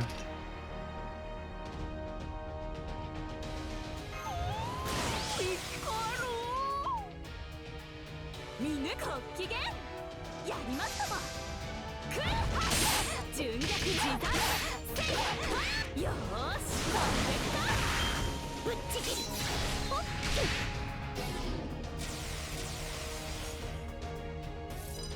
Oh... Huh.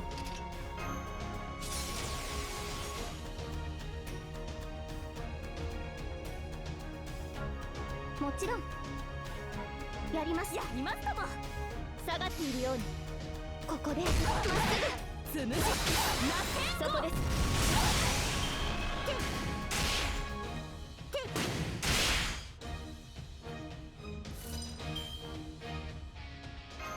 今のうちに準備を早掛けですよ。カルウェイ腰が違うのです。兵法ご機嫌。それはいつか来る兆しの星。誰に呼ばれるまでもなくあなたは星をかざすでしょう。アラウンドカリバーン。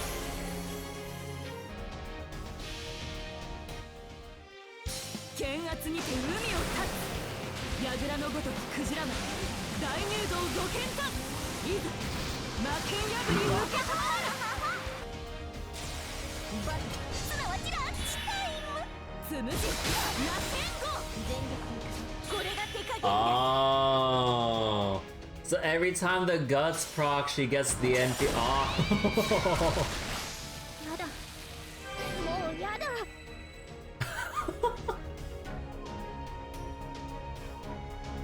Fool, you were tricked.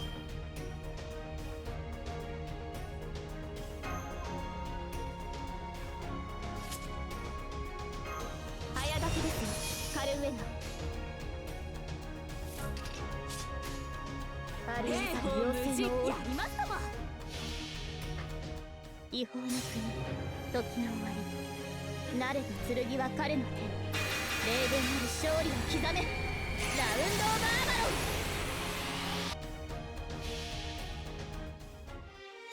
冷やし剣を始めました。ヒューイエーイ。これれぞ水かかりの陣イサナ水天勝負バトルすなわちランチタイムクーお待たせしたなこれが答えだ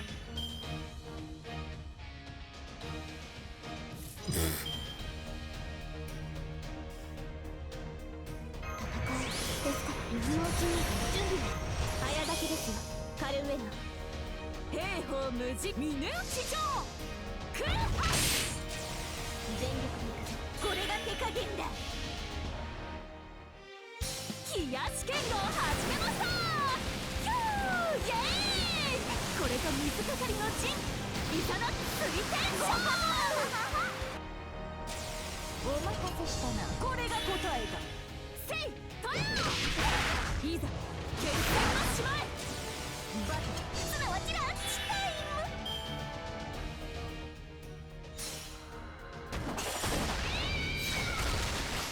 夏の嵐ね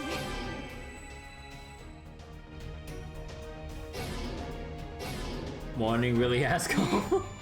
今回はうまくいきました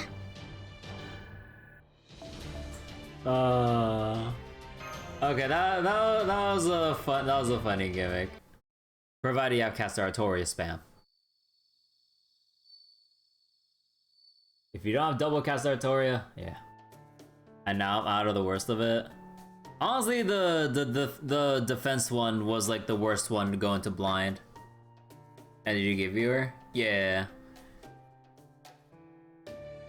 That was a fierce, or quite the fearsome foe, or wasn't it? And this bread is really yummy. Yeah, the defense one is the worst one to go into blind because you literally can't do anything until you wait for Tamamokat to just go, "Hey, I diagnose you with death." I never used to think of eating as important before. But I thought I tried for myself after seeing Artoria enjoying food so much, and now I can't stop. Now that you mention it, you do eat a lot for a Wind Clan fairy, don't you, Artoria? Usually it's the Fang Clan that live for food. Are you actually a Fang fairy? Who would have thought Tamamokat would be one of the worst fights in Lostbelt 6.1?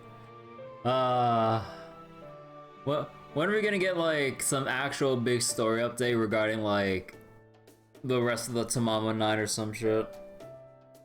Cause like, how many Tamamos do we actually know now? At this point?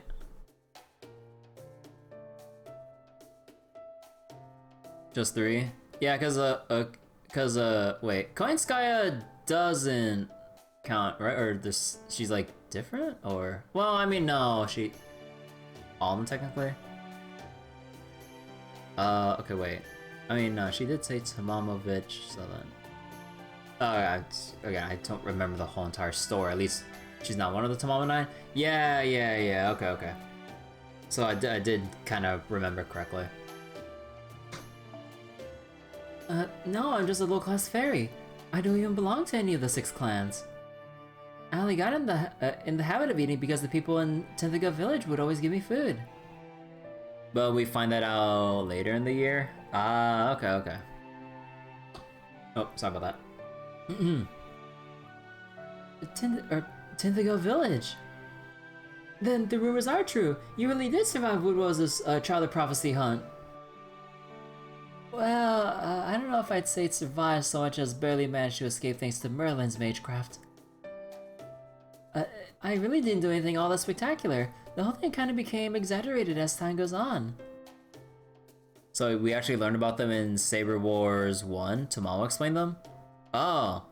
Man, how many years ago was Saber Wars 1?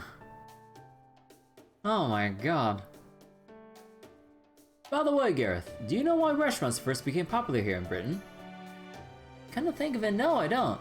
Going into a restaurant was never an option for me, so...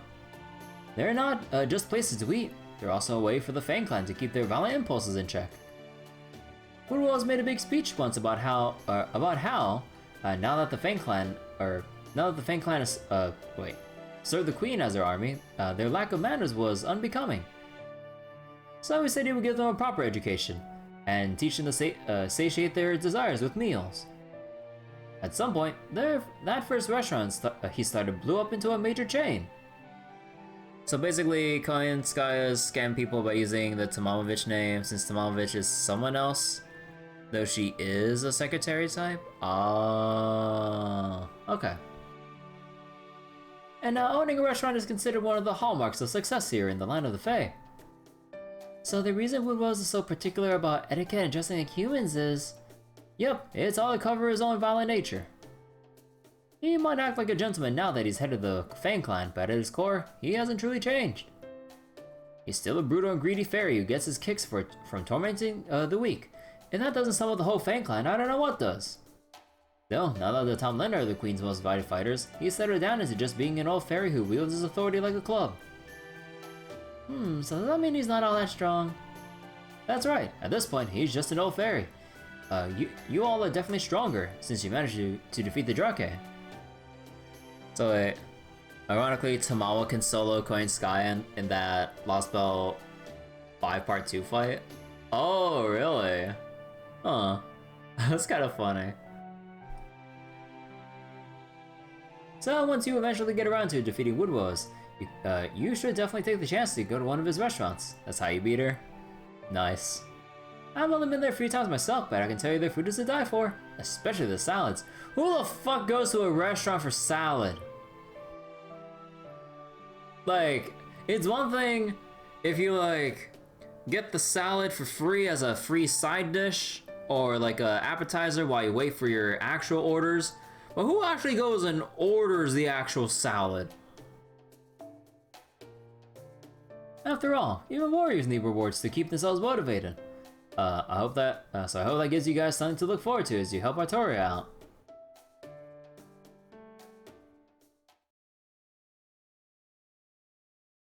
Good. Artoria and Gareth are over by that other campfire talking with Avalon. Vegans? Oh yeah, vegans and vegetarians, yeah, I get that. But like, for anyone that's not like on a vegetarian or vegan diet, like, I would much rather have any other form of vegetable dish than just like a salad bowl. And of course, you know, there's different kinds you can get, but just like I'd rather just get some like stir-fried veggies or some shit instead of like a regular salad bowl. So, you can probably guess. The reason I'm talking to you over here is because I'd rather they not hear what I'm about to say. Although... What? Is there a problem with me being here? I'm technically a proper human history servant too, you know. Alright, maybe it's better if you hear this too, Muramasa. So, getting back to where we left off in our discussion of the Drake from proper human history. The reason they drag men into rivers in our world isn't because they want husbands, it's because they want a mate. If they come across a woman instead, they make her serve as their child's wet nurse.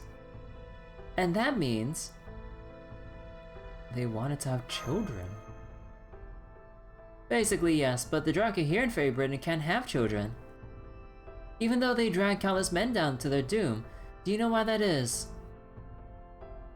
Because babies don't exist? Looks that way, but the problem goes even deeper. We've seen that fairies here are basically just imitate human society. So we can assume that the two species' way of life are fundamentally the same. If fairy society doesn't have something, that'll be because it doesn't exist in human society either. And that means humans in Fairy Britain have no natural means of reproduction. Wait. Humans in Fairy Britain Oh.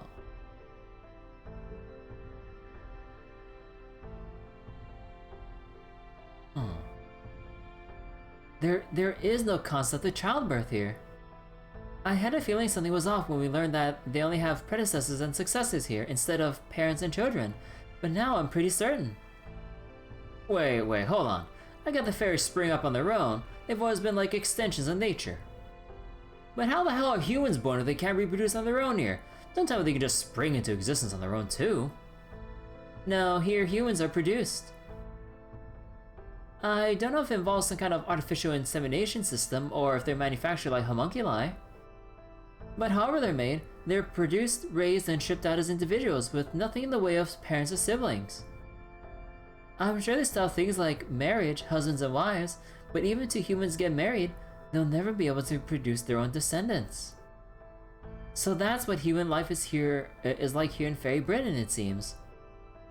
It may seem cruel and inhumane to us, but for fairies who live here, like Artoria and Gareth, it's just another ordinary fact of life that they've never questioned. At this point, I have no way of telling why things turn out that way here. But I didn't want to tell you while Artoria and Gareth were around in case it came as a shock to you and made things awkward around them. So that's why I decided to keep this information just among us. No one say it! I'm okay, it's just a lot to take in. No way to say a goddamn thing. Okay, I think this should be enough. Plus, I'd hate to wake them now that they were resting up for tomorrow. Huh. What just flew out of Kirby's tent? Was that a bird? Around us.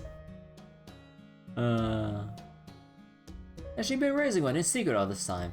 No, that can't be it. Oh, hi Blanca. Sorry about that. How are things in Norwich? Does it look like the calamity will start tomorrow? Still no sign, then we should be just in time. Looks like there really is no changing Einstein's prediction after all. On the other hand, it's also plausible that disaster won't befall Norwich until the Child of Prophecy goes there, huh? Once Artoria arrives, Norwich will be destroyed. I knew that, and I brought her here anyway. Artoria will dispel the calamity and live with the responsibility for Norwich's destruction. What a cowardly, devious guide I am.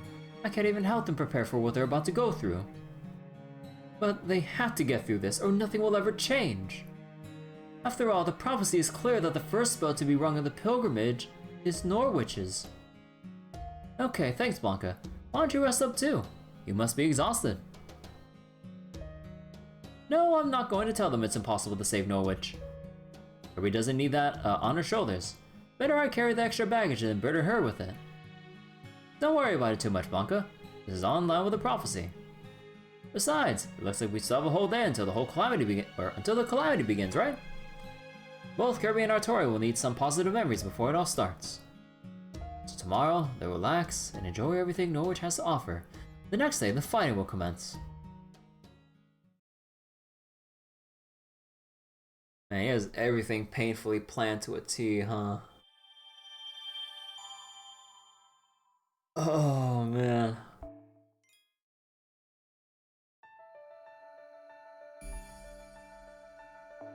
Well, oh my god. What do you mean we got 1, 2, 3, 4, 5, 6, 7, 8, 9 arrows for chapter 9 or section 9. Oh my god. Have you enough battery in stock?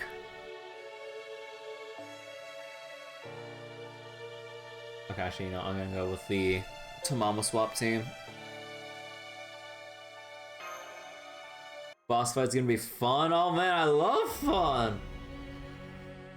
I hope it'll be just as fun as Siete and Granblue. Oh man.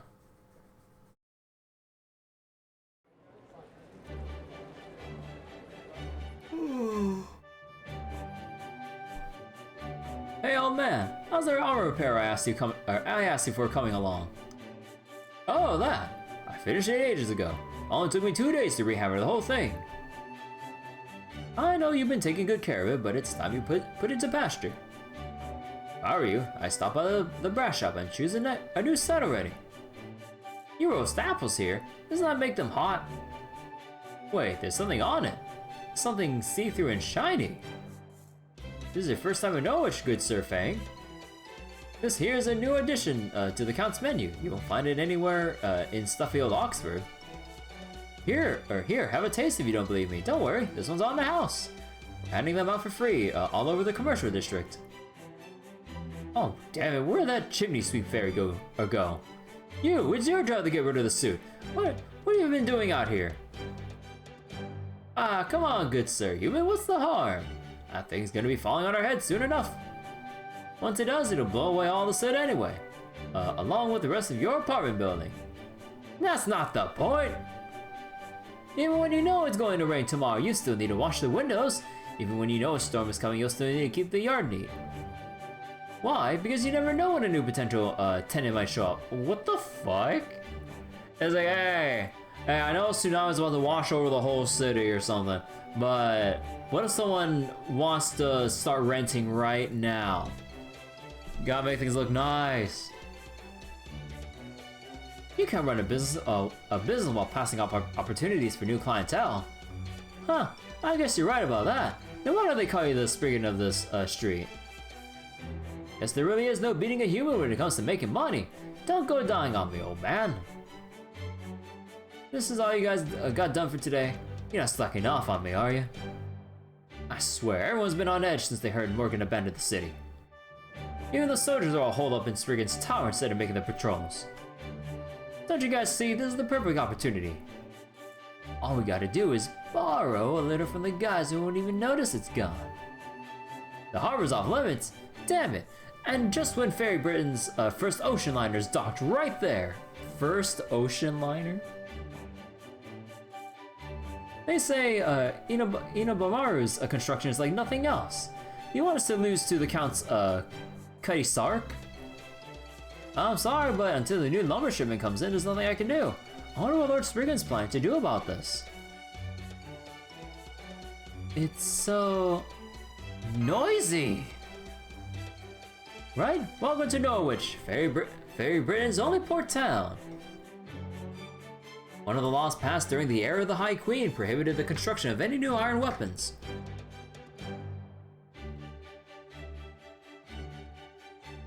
So for about 1900 years, there were no iron weapons made in Fairy Britain whatsoever.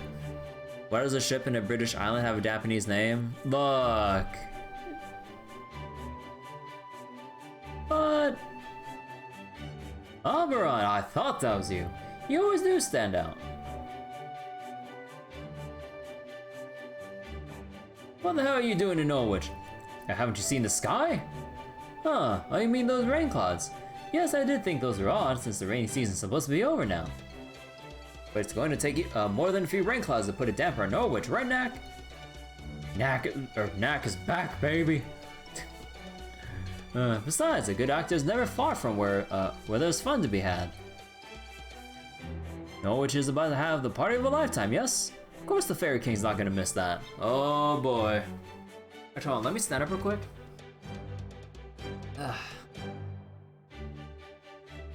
Oh, hold on. Ow, ow.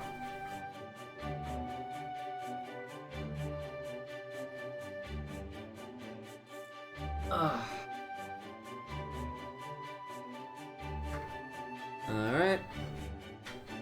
Actually, let me go lower my seat real quick. I want to go be able to lean back a bit. Oh, whoop. Ah, my keyboard! Okay, we're safe.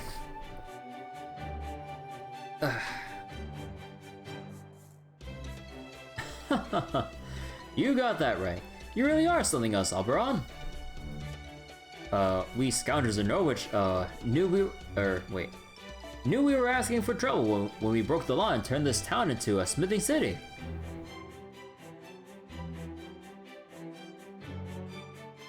Compared to the Queen's sheer might, this calamity pool is nothing. Thanks, Oberon. Make sure to come by the shop later. The wife's a big fan of yours, you know. Damn, who was that Earth Client Fairy? He had one hell of an aura about him. How long has he been working the forge? Gotta be more than 200 or 300 years. I know what you mean. Knack, was it? He had the same incredibly obstinate aura as you do. That ain't what I was talking about. If you're curious about Knack, I can take you to a smithy later. I believe he's a low-class fairy who's been around for 400 years.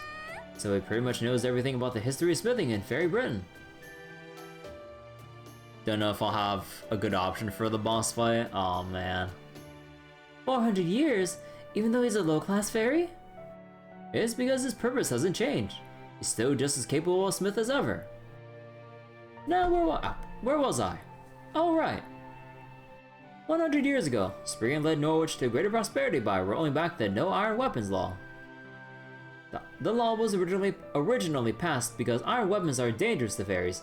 Having more of them in circulation would inevitably result in more homicides, or fairicides.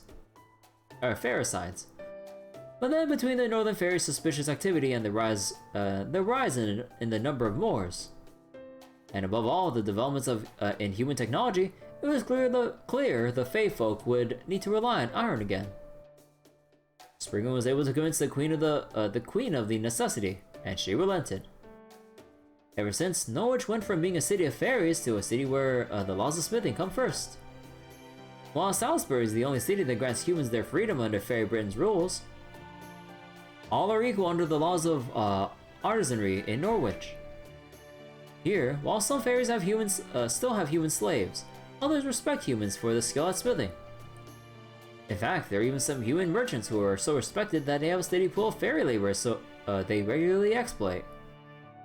You mean there are human company owners, slave-driving fairy employees here? That's right. You won't find the stores on Main Street though. They're more under-the-counter outfits.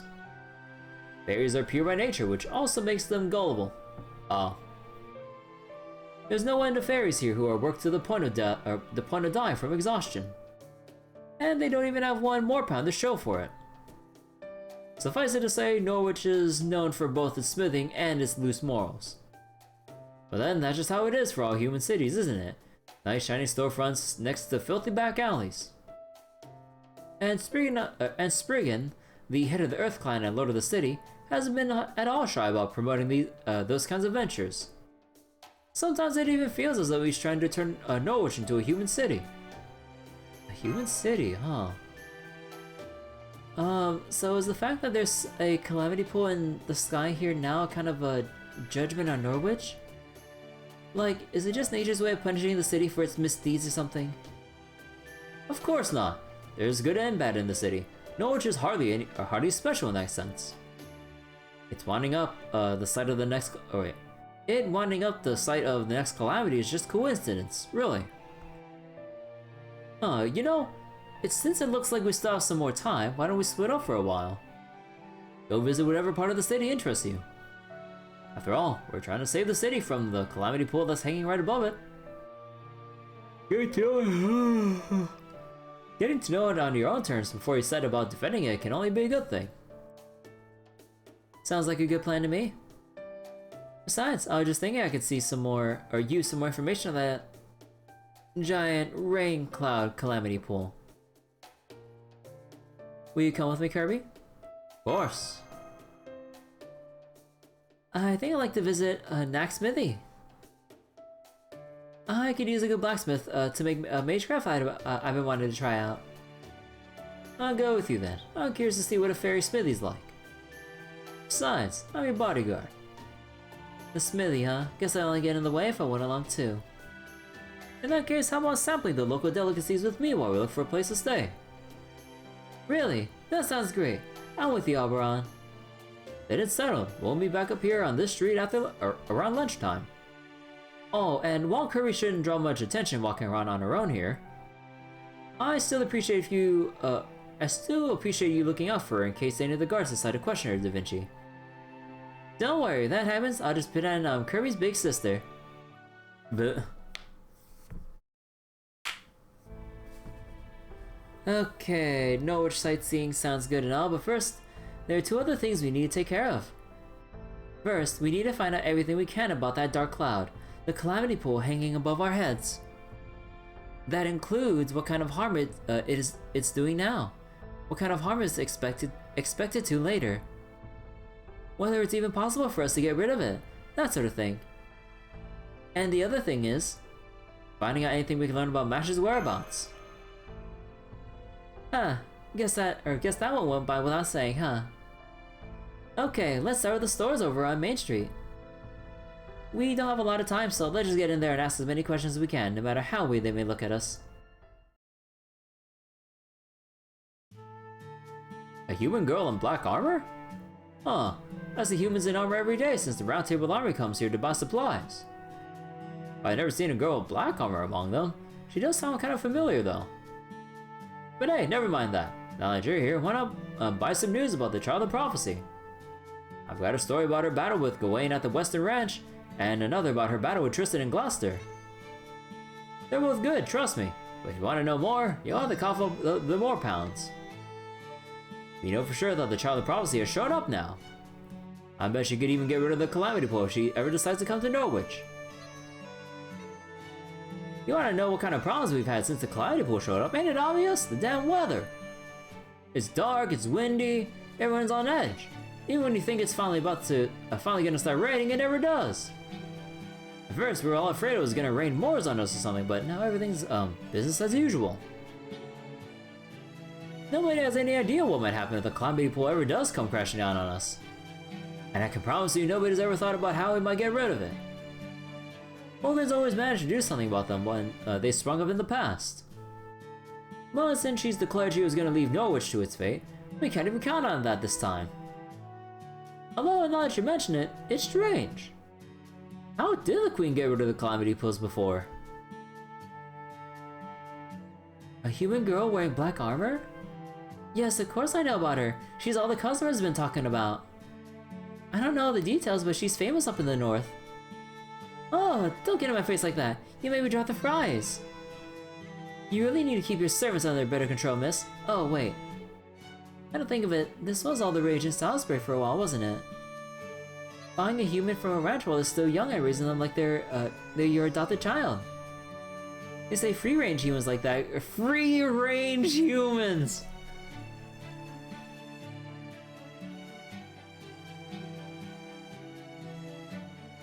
Oh my god. I prefer my humans grass-fed. Sorry, no. I'm human too, so I don't know anything more about the calamities than you do. I've never seen one before. Say a calamity shows up every 100 years, and every 1,000 years there's a great calamity. But we're well past the 2000th year of the Queen's era, right? So everyone in town's afraid it's finally going to happen. My wife's so anxious about it she can't even help me out in the shop anymore. Vegetarian humans. Every morning she blinds herself, and when her eyes have healed the next morning she does it again. Oh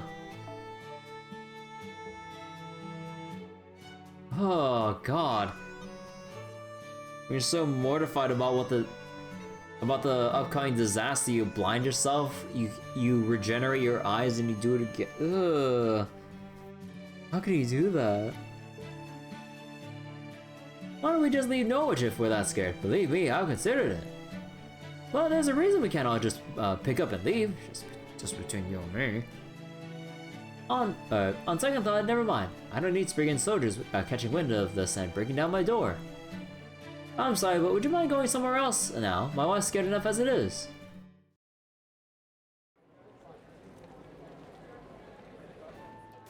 Well, I guess that's about what we should have expected.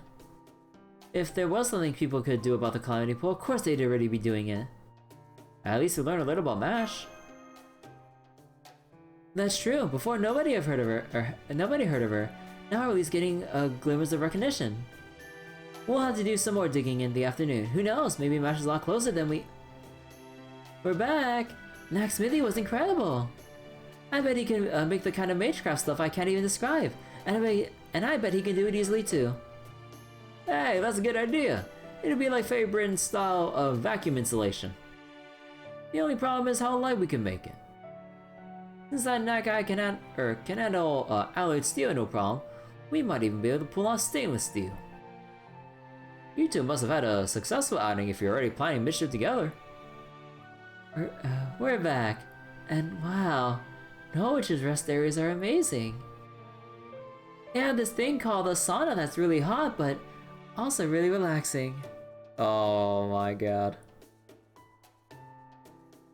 And the fruit juice they gave us afterwards was maybe the best thing I've ever tasted.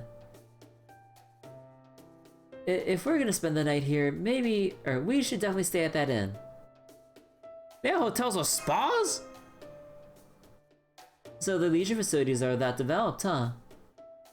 They might not have proper human histories or advanced technology, but they clearly have the same ideas. There is no rush to find a place to stay tonight, so let's worry about that later. I'm afraid I don't have much to report. Every conversation seemed to be complaints about Queen Morgan and hopes for the Child of Prophecy. You know, stuff like I can't wait for the Child of Prophecy to get here will give her a hero's welcome if she showed up. She must be an incredible fairy. I don't know what she looks like, but I better recognize her instantly. Man.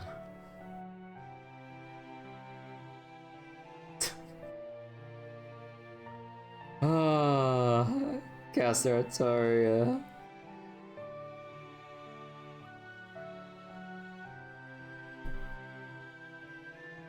She must be stronger than Queen Morgan, more beautiful than Lancelot, more imposing than Gawain, and kinder than Tristan. If only they knew she was already here.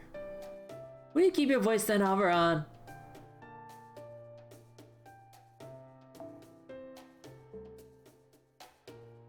Don't worry, you got all them beat. You think so? Is that how it seems to you, Kirby? Flirt.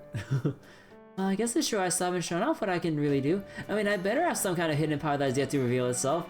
Come on, we need the plot device. We need the plot armor. And in the chat that's coming up. Wait, what just fell down? That's my wrist pad. I gotta go pick it up.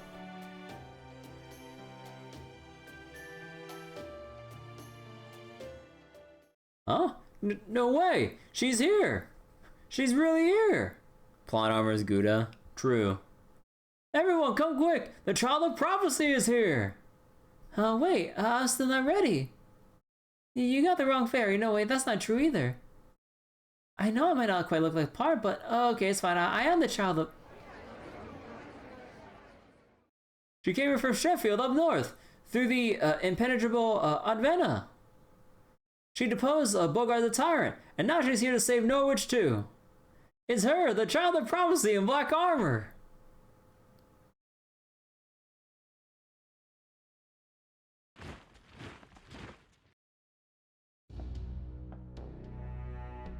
Good day, my beloved citizens of Norwich. Please settle down if you would. I was planning to announce this at the bell tower with a more appropriate ceremony. But since you're all here now, I may as well take this moment to introduce you. Indeed, this is the very knight who defeated the three Tumlin at Sheffield, who brought Bogart to the banished to justice. And I thought they wouldn't meet up during part 1. Oh man, I thought they were gonna delay it like real hard and make us really wait for like the reunion and however long it takes to actually like get Mash's full memories back, because yeah.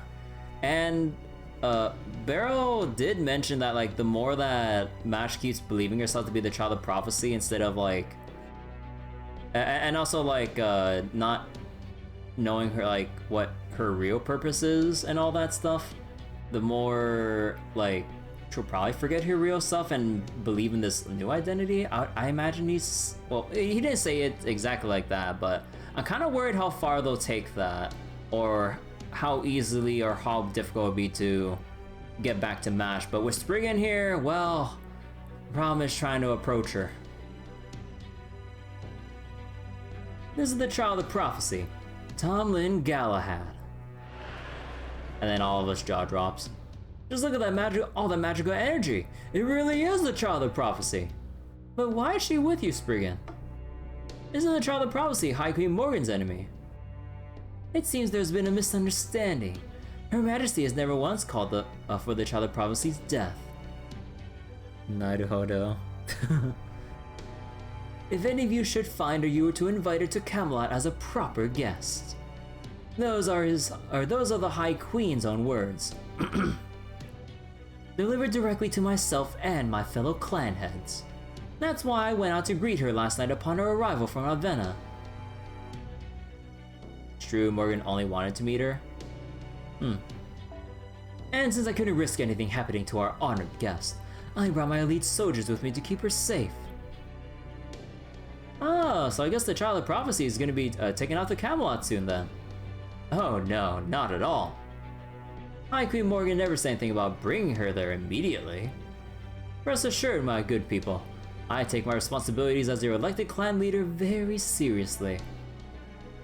While I of course have the utmost respect and loyalty for High Queen Morgan, your safety is my top priority.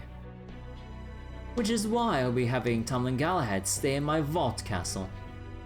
Rest assured, the Child of Prophecy has come to Norwich. We need fear the calamity no longer. So please, my good people, relax and go about your business as usual. If the High Queen should have any complaints, I shall take full responsibility.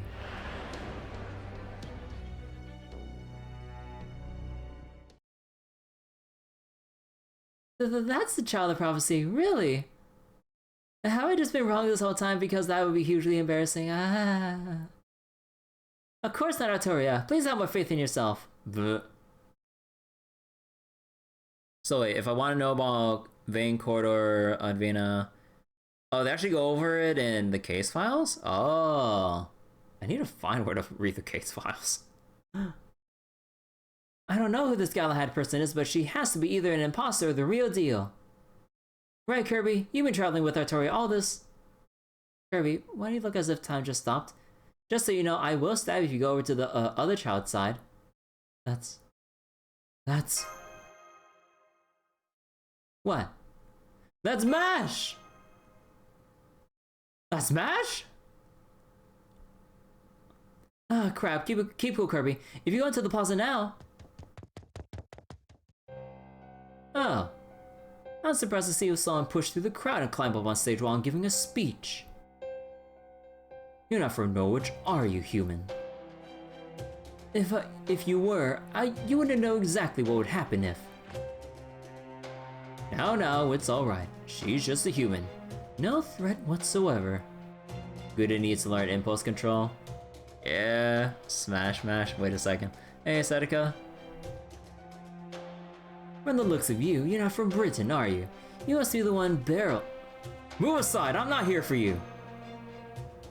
Oh, then who are you here for? You, of course, Mash! Mash, how do you know that name? I don't think we met before. Oh right, I went by that name in Sheffield, so I guess the word must have spread. Yes, I'm Mash, Knight of Sheffield. I'm also known as a Child of Prophecy. Oh no, does it mean she lost her memories too?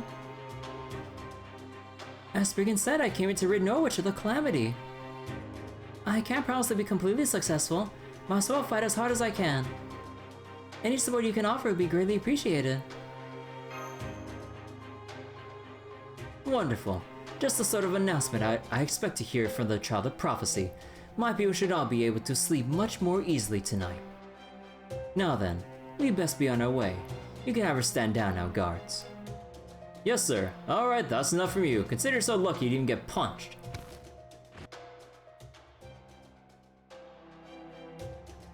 Wait, could I talk to her just for a little?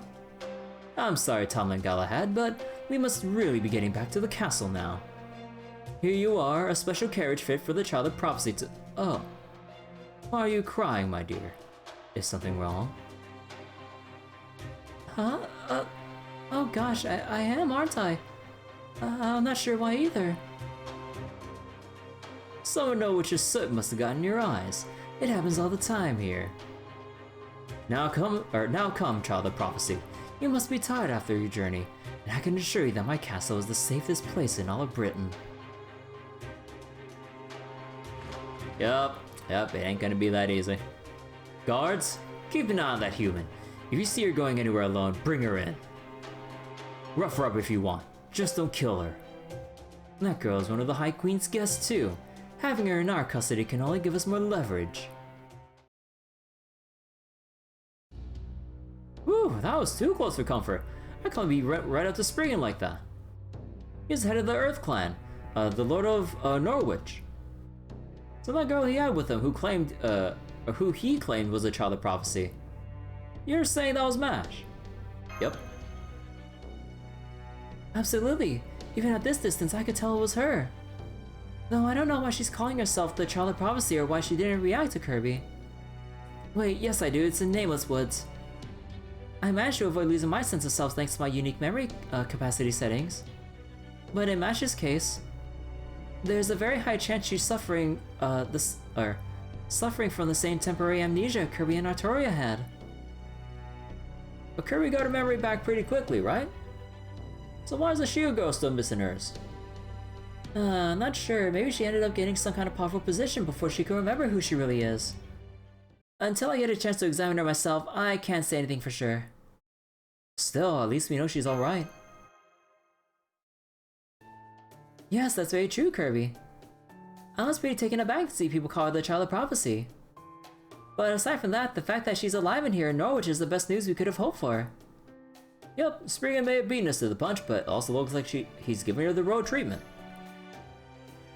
So all we have to do is create an opportunity to talk to her, which should only be a matter of time. In the meantime, our current most pressing problem is... I know, our unexpected company. You there, with the human. You're all suspected of criminal activity. Come with us, try to resist and we'll execute sentence here and now. Spriggan soldiers, what do we do, everyone? Take him down, of course, right, Kirby? Just incapacitate him? No. We're not letting them stop us. Cast Artoria, start up the loop engines. Name a better pair than Amnesia and Anime.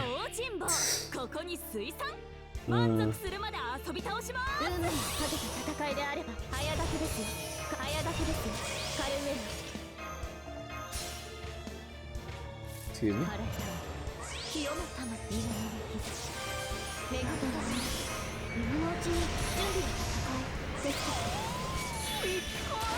平常無人お見せしましょう。 Childhood friends in anime? Sitting in that one like corner seat in the back of a classroom in anime? Amnesia thing Rune Factory can do without. You know, speaking of Amnesia, I really want to go check out Amnesia the Bunker.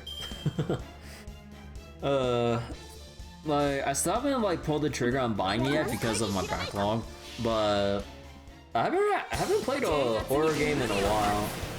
Like a legit horror game that isn't Resident Evil. Amnesia and Gacha game MCs. Looks at the Princess Connect MC. At least it was really funny with how much of his memory loss and like senses he kind of like lost with that. Like he didn't even know the concept of money and started eating money. I'm like, oh my god, someone help this man. Someone help this poor lost child. Every main series Rune Factory main character has amnesia with varying reasons? Huh.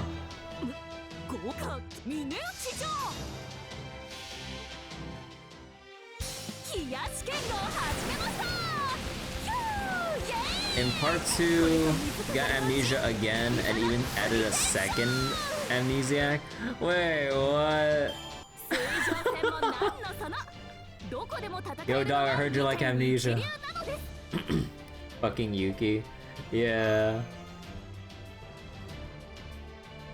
Actual toddler. That are just like getting carried away by a bunch of like wolves and shit. As like a running gag.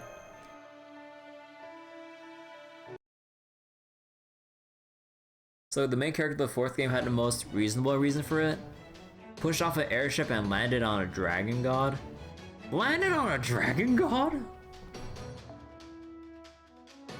With the level of with the setting, almost everyone had some level of amnesia. Yeah, true. Or damn it, here goes another wave. Form a square around Kirby. Don't get caught out alone. They'll pick us off one at a time. Right, that makes sense. They're definitely stronger than I am. I'll say, they might not be as bad as the soldiers in Olympus, but they're still ridiculously tough. Guess that's fairies for you. Okay, let me try a flash bomb cell. Oh right, I use it up at next. Even more of them. Good. Those MPs must have heard the commotion. You there, cut off their escape route. It's over for you. Prepare to feel the wrath of Lord Spr- Huh? You're right. It is over. For you. This area belongs to the Norwich Merchants Association. Lord Spriggan's private soldiers have no authority here. You're the ones breaking the law. Why you? Who do you humans think you are? What firm do you think you belong to, huh? Part of a provisional militia formed by every firm that was reinstated to help deal with the calamity pool. Our financiers, the Count, need to say more. You got the Count backing you. Damn it. Fine, we'll take our leave for now. But this isn't over, MP. Mark my words. So wait, Dragon Gal minding her own business. A human falls on her. Mm-hmm.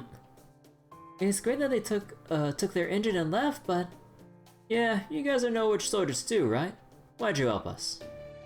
We don't know why we're giving these orders either. All we know is that you and you, me, and me. That's right. The Count asked us to extend you an invitation to his mansion. And any friend of the Count's is a friend of ours. We hope you'll pay him a visit if you have the time. He said he would like to give you all a special welcome as the true savers of Norwich. And I can assure you, Count Pepperon is a man of his word. Yeah.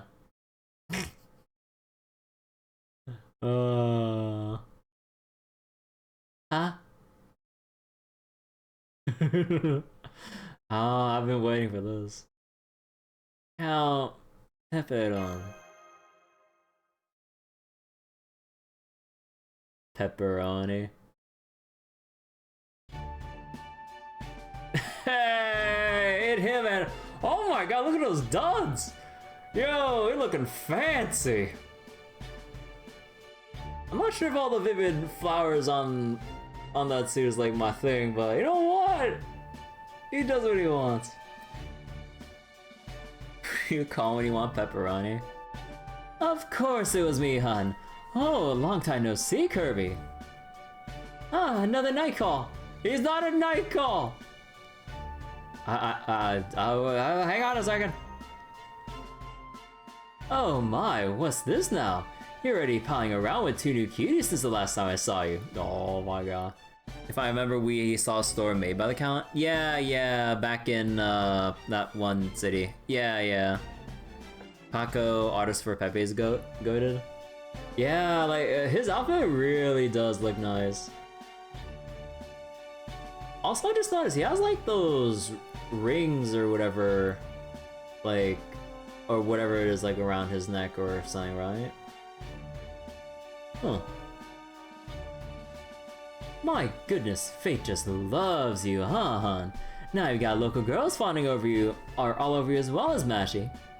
Oh, if it isn't Pepperoncino. You really made a name for yourself here, huh? I was standing recognize. What am I saying? I'm not some starving crow. Of course I recognize you. All the difference is you're seething even more now. Ah, you know this man too, Muramasa. Maybe you can introduce me then. Paco's the guy either behind Guda Guda or Learning with Manga.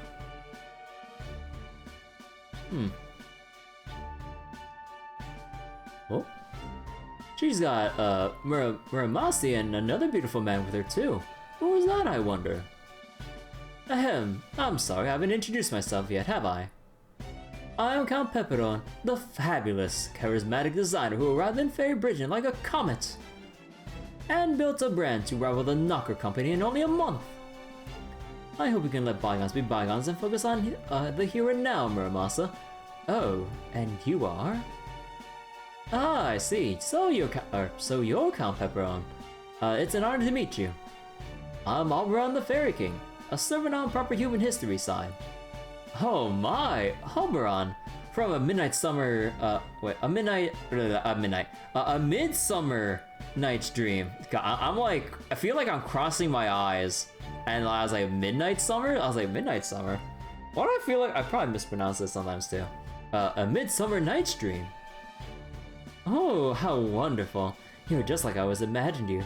I think you and I are going to get along swimmingly. Just look at how similar our names are.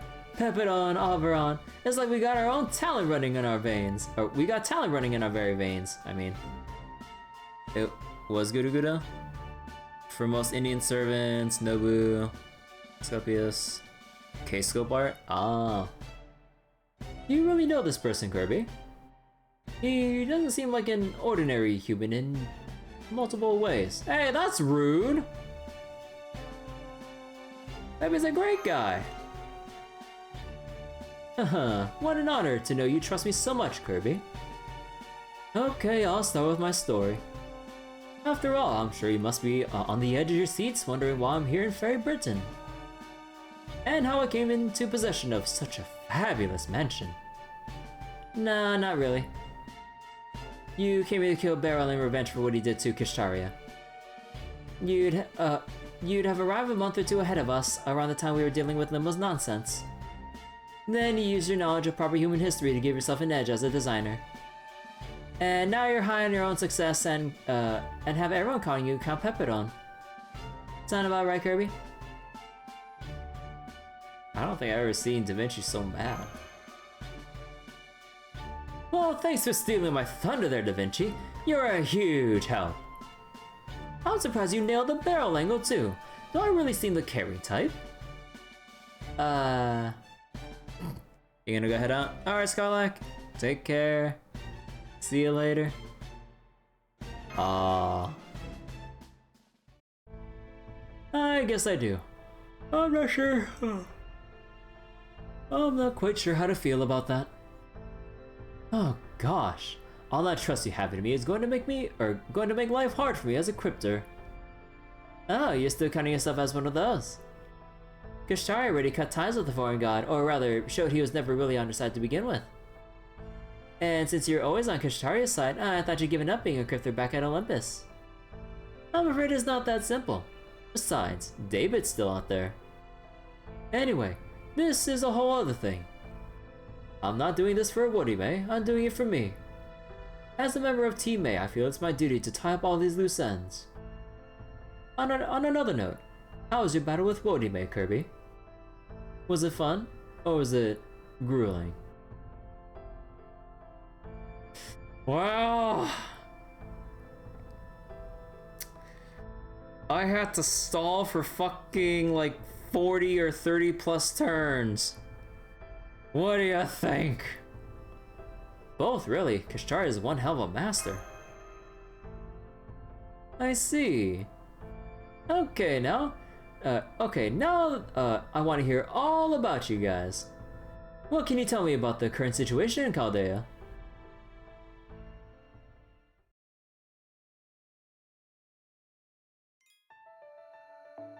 Okay, battery life? 50%. Oh yeah, we can finish this shit. I see, so there's another threat to the world besides the bleached earth phenomenon. And you came here to stop this collapse. Yep, that tracks. Not really the kind of thing you can just turn your back on. Sounds like things didn't go so well for you, or didn't go so well after you made land though. So that's why Mashi isn't here with you. Kirby, Mash and I all ended up taking different routes out of the Nameless Woods. Mash somehow ended up in the north, and some of the fairies think she's a child of prophecy now. Do you know anything about how that happened, Count Pepidon? No, I don't. I didn't even know people thought Mashi was a child of prophecy until you told me. But I do know she's definitely not the child of prophecy. For one thing, she's not even a fairy. Exactly. The only real child of prophecy is Artoria, except no substitutes. I don't think you need to be that insistent about it, Gareth. No, she's right. You are the child of prophecy. You did come here with Kirby. I've heard Einzel's prophecy too. You've got the staff of selection, and you're traveling with a visitor from a foreign land. That right there says it all. You're this land's savior, no doubt about it. And if the fact that you match the prophecy perfectly wasn't enough, there's also your soul's aura. That alone tells me everything I need to know. So chin up, Artoria. You're stronger than you think. Oh, thank you, Count Pepidon. That said, are you sure it's a good idea to talk about proper human history in front of Artoria and Gareth? Or does Chaldea just not care about secrecy like they used to? I know. Gordy's definitely not going to be happy about this when he finds out. But our master insisted on at least coming clean about our objective. Oh my, how decent of you. But aren't you worried that might arouse suspicion? These fairies will think you're crazy if you go around talking about proper human history, you know.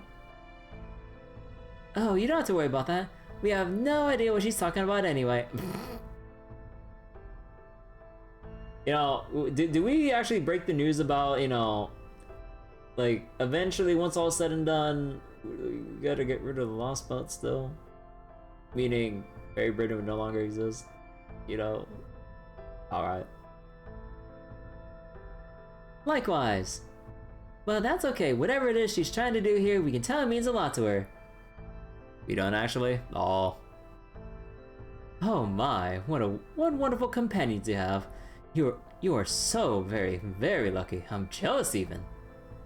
The world is full of strong people, small ones too. But the only way you get dependable friends like that is to live a life of integrity. The only friends I attract are just as selfish as I am. That's not true, Count. Those soldiers who brought us here didn't just respect you for your money. They genuinely trusted you. We don't actually. The tree is gone. Just here to stop the end of the earth.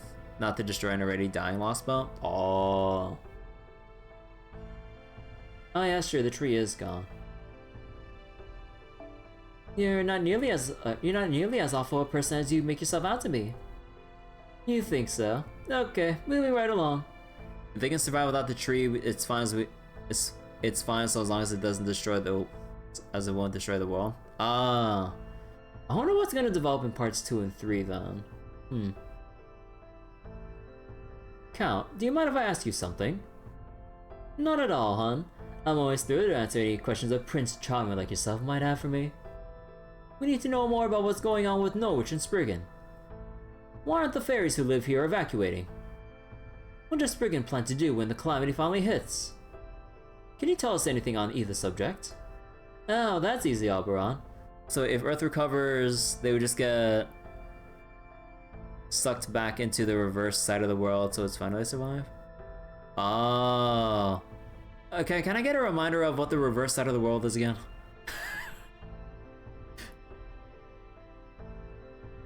One reason to know which fairies aren't evacuating is because they don't fear death as much as we do. But the biggest has to do with their jobs on the land. You already know how much fairies care about their purpose, right? Well, for the fairies of Norwich, their purpose is their job. They can't just give it up and look for another. On top of that, they're also being held back by psychological shackles. You see, Spriggan actually sold Norwich's land right before those dark clouds showed up above it. So wait, the reverse side of the world is an alternate layer of reality on Earth where almost every magical creature got put in. Ah. Huh. Do we know how the reverse side of the world, like, I guess, came about? If that makes sense? Or was it just like a already established thing? As soon as like the Earth was established, the reverse side is also just like a thing that's like there since its inception, I guess. When the age of the gods ended, it was made. Oh.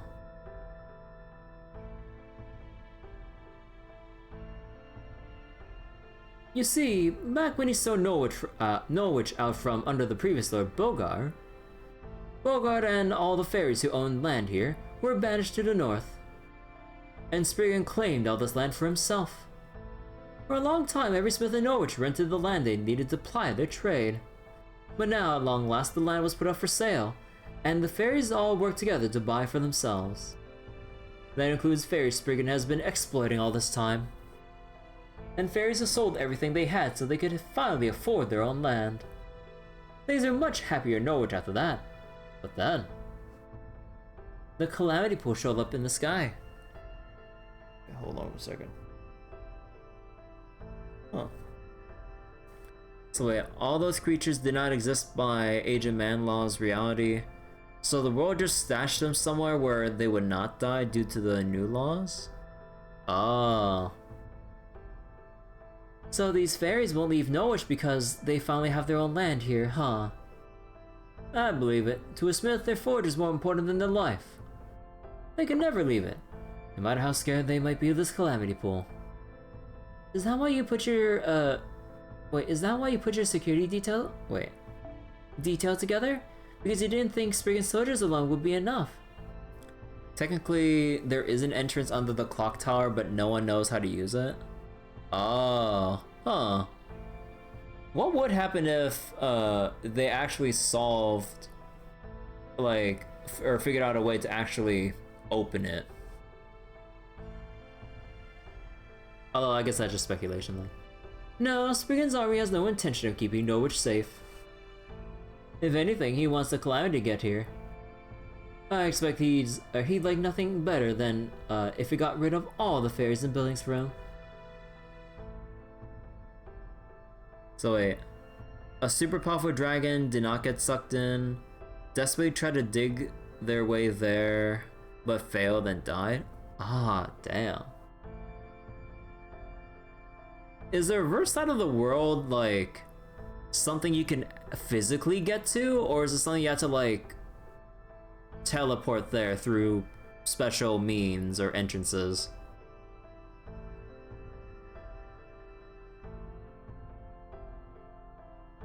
Explain more in part 2. Oh, do they actually talk about the reverse side of the world and stuff? Oh. I see.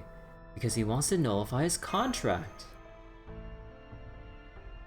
Ah, now I get it. He's a land shark. This is a super powerful dragon. Maybe it could, but we can't? Ah. That's right. It makes sense you'd have some experience with this sort of thing, huh, Muramasi? Spriggan never meant to give up this land. He knew the calamity would be coming. It's right there in the prophecy, after all. About the part about the disaster, or about disaster befalling a city of iron and soot. So first he sold the land to the fairies at a high price. And then once the calamity comes and effectively leaves all of Norwich vacant, he'll buy it back for a steal. Norwich's inheritance tax is stupidly expensive. The next generation fairies could never hope to pay it. This way Spriggan gets both the money for the land and the rights to redevelop it however he likes. 2 birds, 1 stone, and he's gonna have to throw it himself. So wait, and yes, this is relevant to this chapter, or to this chapter due to it being in Britain? Ah, okay. But this comes up in case files, so it's not strictly spoilers? Ah. So I haven't read anything about case files aside from whatever the anime showed. The only other place you'd find a fairy that devious is proper human history. Are you kidding? That's even more horrible than anything any fairy in proper human history's done. I knew Spriggan was shameless, but I had no idea it was that awful. So that's why the fairies here are still living their lives as usual. No, it's not that. They don't have any other choice. After all, if they left here, they'd be broke and unable to pay next year's existence tax. I knew it was strange. Why were there why were there still fairies who cared about the well-being of their human servants here? The calamity will kill humans too. Now I see. Those fairies probably want to run away, but they can't bring themselves to actually do it. Hold on, you said Spriggan has no intention of keeping Norwich safe, right? So then what if he tries to do something to Mash? Oh, you don't have to worry about her. She had as much magical energy as a Tom Lin. There's no way Spriggan could do anything to stop her. At best, he can just stall her by entertaining her in his castle. No, the real problem is, we no longer have any way to see her again. Oh, right. If Spriggan only cares about saving his own inner circle, he never let the Child of Prophecy leave the castle. The second he let her talk to the fairies in town, Mash should figure out what's really going on. Guess it means we'll have to sneak into Spriggan's castle then. Artoria, get ready. I wouldn't recommend that. Spriggan's castle is the most heavily guarded place in all of Britain. It's commonly known as the Vault Castle, and it's like Spriggan's antisocial personality come to architectural life. Man, that was one hell of a way to phrase it. Antisocial personality come to architectural life. If they hole up in there, not even Tom Lin would have an easy time breaking her out. I know there's nothing you can do about it now, but you really shouldn't have let Mashi go with him. The only way we'll be able to see her again now is she leaves the castle of her own accord. Cue fragment section.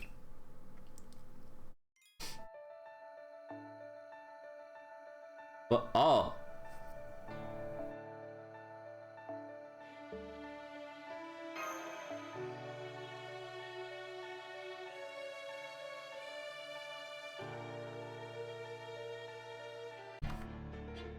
Oh shit. Wait, when did my cable get caught under my chair? Oh no, hold on. Okay, no, my headphones are fine. The real fates of the Grand Horns may along the way. Pepperon golems. What the fuck were we fighting as golems? 結構素早く結構頑丈なので白兵戦行きます戦いですからアフタービジョン先に行くワンリミッツあの辺りか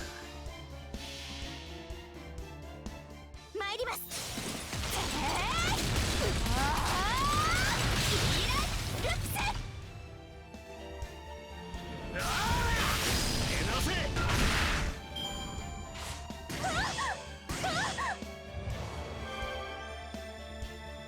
This Lostbelt loves his berserkers. Well, makes it easier for me. I ain't complaining. あの辺りか先に行く負けないぞ負けないぞ 切るぜ And curses and gimmicks. You got that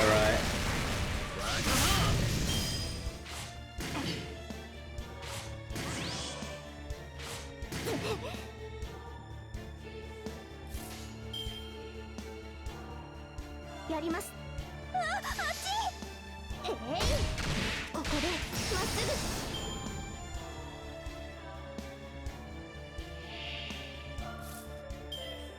I forgot, this is just single enemy, right? No, it's 12 enemies. Screw it, I'll burn her now. 品田姫を切るぜ先に行く Until I throw out a berserker with ruler defense class attributes. No, that's fucking. That's gonna be fucking evil. 八重垣作るは戦士の刃知った成仏していきな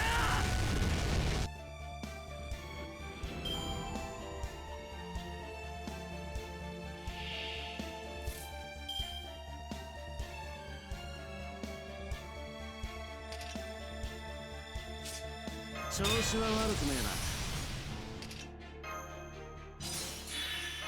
今のうちに準備えなやることは変わらねえよ望まれることをあの辺りか望まれたように Just use an あれ Avenger. がいつか見た終わりの星どれほど遠く汚れても私は星を探すのですさあ幕を開けてアラウンドカリバーン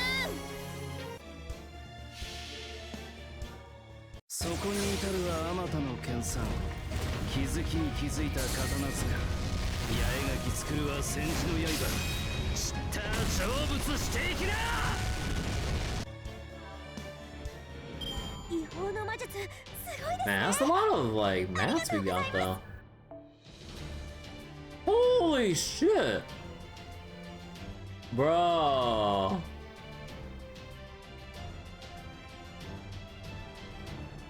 Nice. And we still need ever more.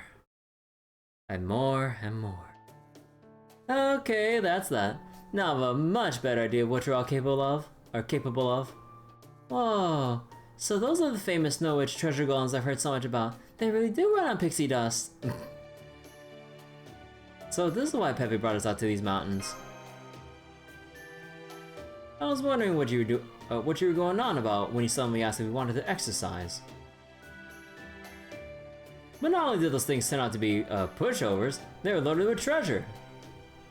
It is okay if we keep these spoils of war for ourselves, right, Count?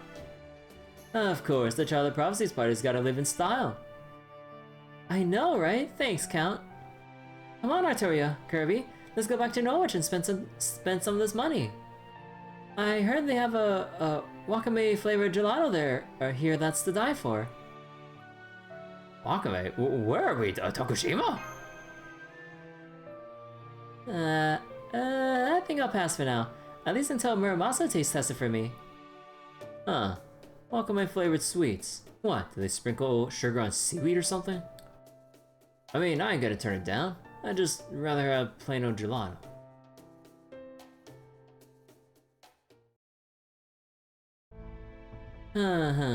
It looks like all the tensions that were building when we first heard what the deal was in Norwich have eased away nicely. I'm impressed, Count. You found a way to help us relax and get a handle on our abilities all at once. Who, me? I was just pawning off some grunt work. You guys saved the trouble taking out those golems myself. You really shouldn't be so quick to trust me, Da Vinci. Like I said, I'm still a crypter. Once this business with Beryl is taken care of, I'm going right back to being your enemy. A crypter, huh? Your real name was Myorenji Aro, right? According to Kaldea's database, you were doing dirty work for the Majors Association when Marsbury discovered you. Then he assigned you to Kaldea after transferring you to the Astromancy department. Crypter this. That all lines up with what you told us in India too, but that's as far back as your record goes. Since you helped us out in both India and Olympus, and it looks like you're going to help us here too, would it be too presumptuous to say I consider you an ally and I'd love to know what really makes you tick? Oh, wow, that hit me like a bolt of lightning, hon. You really are a genius to come up with a line like that. Really? Was it that good? I've never hit on anyone before, so that's good to know. Oh yes, darling, it was simply wonderful. After all, you said it for me, not Kaldea. Alright, it's not a very fun story, but if you really want to hear it, well, how can I refuse now? So you want to know what happened back when I still went by Myorenji Aro? You want to know what kind of person I really am? OG Da Vinci hit on all sorts of people. Well, you probably have a good idea from the kind of work I did for the clock tower. Scanners almost got them executed. My family comes from a long line of Shugendo practitioners, specifically Tengudo, the Way of the Tengu. It's a sect of Shugendo whose ultimate goal is to have its practitioners, referred to as fallen or corrupted Tengu, arrive in hell. Arrive in hell?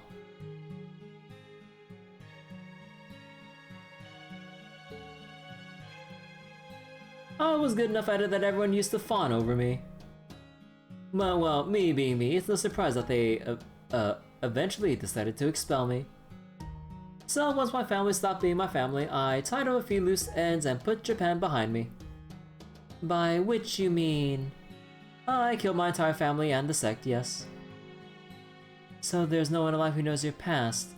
How to explain why there weren't any records of it? So why did you do that anyway? Can it just be because I thought it was for the best? The Myorenji family was a single generation of Hojutsushi. Good friends with the Florentine assassin. Our founder managed to form a connection to Sanai Kumara on Mount Kurama after he fell to Tengudo. But his descendants weren't so lucky. They had to undergo long intensive training to make their bodies superhuman without the power of Sanai Kumara. In some ways, it was similar to how Muramasa lived.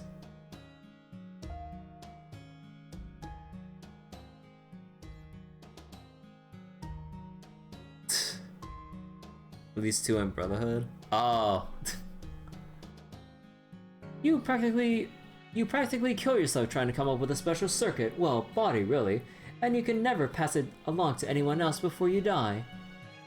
That part I didn't have a problem with, though the real problem was how they went about growing the clan. I was directly descended from the founder, so I was born and raised on Mount Kurama. But all the other Myorenji children were kids they abducted from around the foothills. In ancient times, child mortality rates used to be much higher than now. So back then it was easy to get away with kidnapping the occasional kid to raise as their own, but not now. Plus, if the kids couldn't keep up with their training, they'd be abandoned in the mountains, and even if they persevered, the only thing waiting for them was a fall from grace into hell. If messing with people's destinies wasn't bad enough on its own, the fact that the only choice they replaced it with was death or disgraced Tengu made it even worse. Any group that would keep doing something like that is irredeemable, so when I decided to leave the mountain, I killed them all first. Even though they were your family? Because they were my family, I wouldn't have cared if they'd been strangers. But since they were my family, it was my responsibility to make sure they never ruined any more kids' lives. Damn. I'm very sentimental, but I'm even more of a neat freak. That's why I chose to make a clean break with my family instead of sticking with them. Basically, I'm a no-good scumbag who would rather keep things neat and tidy than honor my crypto obligations. That's probably why I've been helping you guys too. Well, are you convinced? Yep, it turns out you're much stronger than I've given you credit for. By the way, purely out of curiosity, how talented were you exactly? Well, if Emil Renji, Jutsushi can acquire one of the 6 Buddhist powers known as Rokujinsu in 100 years, that's enough for them to officially be considered a Tengu.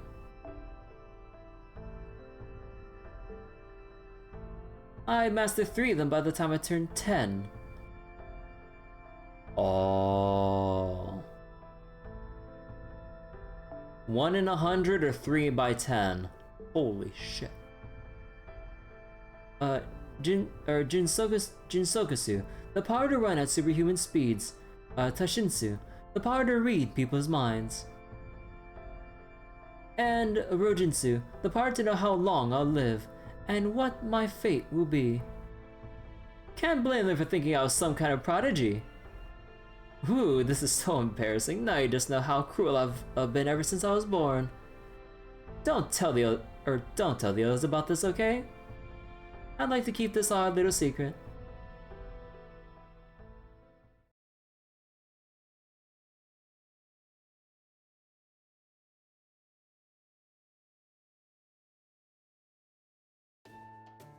Man, I'm so glad Count Pepperoni is a gourmand. That was the first full course meal I've gotten to eat in the 26 days since we first got to Fairy Britain. 16 days? It was a great mix of both Italian and Japanese food, wasn't it? Yup, Artori and Garrett didn't know what to make of it at first, but it didn't take long for them to see the appeal. Too bad Alvaro didn't join us though, come to think of it, I don't know if I've ever seen him eat. Anyway, it's getting pretty late. I know we have a lot to think about, but for now, we should make sure we're well rested for tomorrow. We can split up into 2 teams in the morning. By then, it should be pretty clear whether we ought to focus on scouting out Spriggan's Vault Castle or on investigating the Calamity Pool. Okay, good night, Kirby. Take advantage of the private room the Count gave you to get plenty of rest, okay? How fancy are we talking about? Oh, hello. Going on another recon run? I'm not cut out for combat like the rest of you, so I need to at least keep a close eye on things. You're turning in for the night, right? You deserve a real bed after so much camping out. Now that we have not 1 but 2 Children of Prophecy here in Norwich, there's no chance of Morgan sitting idly by. Oh, I thought I'd go see what's happening in Camelot, at least as best as I can. Don't worry, I'll be back by morning. See you late. And second thought, I'm just going to ask you, are you okay? Do I not seem okay? I thought you would insist we head to the Vault Castle immediately when we were talking about Spriggan and Mash. But you didn't say anything. You stuck to the same priorities we've been following so far. I'm sure you want nothing more than to go after her, but as the Master Chaldea, you decided to stay the course. It was the right call, but seeing that face you made, I couldn't help but worry about you. It's like you said. I should trust her, not worry about her. Yeah, I did say that, but... Oh, damn it, why'd I have to say that back then? Only they'd know they'd be reunited so soon. Sorry, just thinking out loud. Anyway, let me just say this. Mash said she still hadn't recovered her memories since leaving the Nameless Woods, right? Well, I'm afraid Da Vinci's theory was right. If someone who forgets their name in the Nameless Woods is given a stronger role, that is a new self, than they had before they lost the memories, they may not ever be able to return who they once were. I don't know how Mash ended up taking on the role of the Child of Prophecy herself. But did the Mash you know have a role that could possibly surpass it? A role bigger than responsibility for the fate of the world, or fate of the world, with everyone's hopes and dreams on her shoulders. Exactly. It's hard to imagine she did. Which means, the Mash you're looking for is gone. We only need one Child of Prophecy to uncover Fairy Britain's secrets, and we already have Artoria for that. So I have to ask, do you still need to concern yourself with Mash? Even though she might never remember you, or go back to being the Mash you knew. Oh.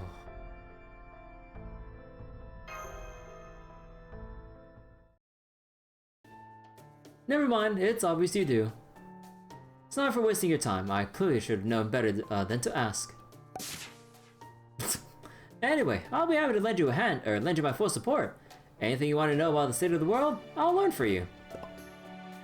Let's go, Vesper! Speedsters out! Whee! Okay.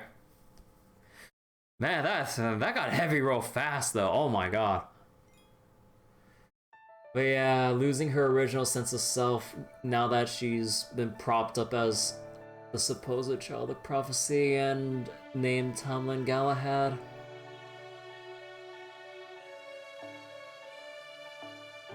Also, was that a ruler icon I saw? Son of a bitch.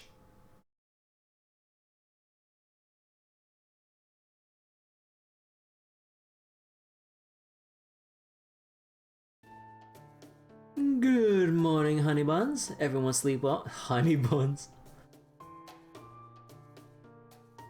The Ritz has nothing on this place. Right? Believe me, I have very high standards about my interior design choices. But what's this Ritz place you're talking about? I've had so much going on, I don't think I've heard of it. Okay, before we have breakfast, there's something important we should talk about. For my part, I wanted to ask you guys something about Norwich's security. But if you have a report you'd like to make, Oberon, please, go right ahead. Thank you, Count. That's very considerate of you. Last night I did a bit of scouting in Norwich and Camelot. The rain cloud, that is, the calamity pool above Norwich, is picking up steam, figuratively speaking. It's rolling around faster now, and I can sense an incredible amount of magical energy I couldn't before. If the magical energy were, say, gasoline, there'd be enough to burn Norwich to the ground. He's right. As of this morning, that rain cloud has enough magical energy to rival a gigantic reactor. Exactly how big a reactor we're talking about here? Is it like the ones the Olympus machine gods used? No, but it does contain enough energy to power all of Chaldea for 2 months. That's enough for a singularity repair ray shift. Wow, you Chaldeans really are something else, huh? Can't believe you go through that much magical energy in only 2 months. Anyway, suffice to say, the situation in Norwich is much worse today than it was yesterday. All the townspeople are on edge too. As for Camelot, fortunately there was nothing major to report. Their only troop deployment was a squad of about 20 soldiers sent to hunt moors. No sign of any large-scale deployments. Let's see, the only other noteworthy thing I saw was the Queen sitting in an empty throne room all night. That must mean Spriggan hasn't told her about Mash, the Child of Prophecy, yet. Definitely not. Spriggan's greed is working for us there. Even though he's counting on the calamity, he also wants to make sure his vault castle stays safe. He's got years worth of looted treasure stored there, and he wouldn't want to risk any of it. For all this big talk about how the calamity could never destroy it, I'm sure he's eager for some kind of insurance. That's why he brought Mash there, so we can make the Trial of Prophecy at least protect his castle. Unbelievable, what kind of a clan head does that? I just hope he gets what's coming to him someday. Agreed, that's just another reason we need to keep Norwich safe. The worst possible outcome here would be Norwich remaining intact, at least as far as he's concerned. Just imagine what would happen if to an incredibly unpopular lord who failed to take back his land once the next year rolls around. Oh yeah, good point. Anyway, that's all for my report. Sorry I couldn't contribute more. Nah, don't be silly, that was plenty of useful info. Now that we know the Queen's army isn't headed here, we can focus on investigating the rain cloud up in... Count Pepperdon, we have an emergency! A large mass of Moors is advancing on the residential district from the ocean. There must be at least 1,000 of them! The calamity's begun! Oh. Those of you with homes, stay inside them. Don't come outside, the Moors will get you. Those of you without homes, run for the shelter, hurry! Damn it, there's no one to them. Where are they all coming from? Ah, stay back! Get away from me!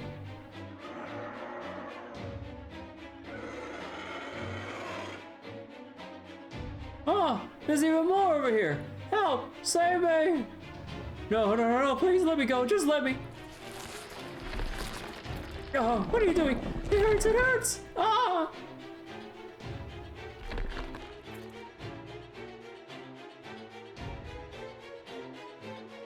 What the hell? Did everyone just eat a fairy and grow? I've never heard of anything like that happening before. Is this part of this new calamity then? Oh boy. Hey, somebody contact the Count. Tell him we can't hold them back. And he needs to give the order to retreat. These Moors can grow by eating fairies. Human soldiers alone won't be able to stop them. Hurry! It might be too late for the North District, but there should still be time to evacuate the South. That's the whole message from the captain. Please, Count, we need to evacuate now. I see, and here I thought we'd have a little more time. Ah, c'est la vie, non? These things always seem to happen when you most desperately want them not to. Count? Don't worry, I haven't lost my mind. There's no point in telling people to evacuate the city. Spriggan soldiers have shut the gates, remember? They want the local fairies dead. No, just take them to the shelter we set up instead. That includes the MP fairies as well. In the meantime, I'd like you human soldiers to keep the civilians safe, and to hold back the Moors coming in the harbor as best as you can. Remember, the people's safety comes first. That includes all of you. Whatever you do, do not try to fight the Moors yourselves. But somebody has to defeat them, or the shelter will be... Oh yes, I know. Which is where these people will come in. Right, Child of Prophecy and Company? Right, we can handle this. Oh, then you really are the Child of Prophecy. You look a little more ordinary than I expected, but I like it. Thank you for being honest. What's wrong with this outfit? It's cute. Hold on, are we sure about this? These are Moors we're talking about. There's no way fairies can beat them. I can't even imagine how we'd win. I think we should retreat for now and assess the situation. Oh, I was supposed to hear that from you, Gareth. You're usually so brave. Yes, the Moors may be fairies' natural predators, but that doesn't mean we're helpless against them. Artori will have Muramasa and Da Vinci backing her up, and Kirby has her summons. I'd say that's enough to at least, to fend at least some of them off. Isn't that right, Artoria? You didn't come to Norwich to save it, didn't you? No matter the nature of the calamity, you'll have to face it for your story to truly begin. Yes, of course. Don't worry, I can do this. Besides, the Moors don't have any effect on me. I can touch them no problem. Really? Well then, yeah, this could work. Then it's settled. Get to Main Street and hold back the Moors in the South District. I'd go with you too, but I need to stay here so I can command and supervise. If you can hold them back for an hour, I can get everyone in the South District to safety. Got it.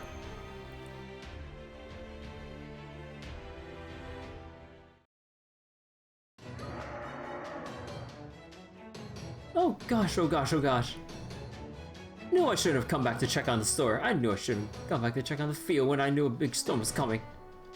Oh man, I'm completely surrounded. It's just a matter of time until they find me. Somebody please help me. Savior, Lady Ask. Or Ace. Just humble fairy has been making shoes in Norwich since my great predecessor's time. There might even be a legend or two about how he once made shoes for Lady Ace. So please don't let me die out like this. Why are the more so terrifying? Over there! That cobbler's in trouble! Stay where you are. I'm gonna take care of these Moors right now.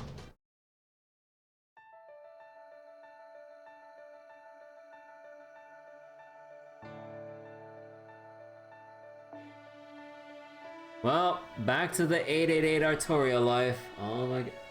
Avengers? And rulers? What the fuck?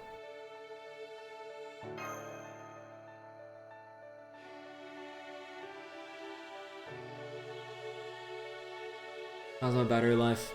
41%? We can make it. まだまだ未熟者ですが、頑張ります。 Bruh. How much health do they have? Oh. I just realized I need a little more NP from shit.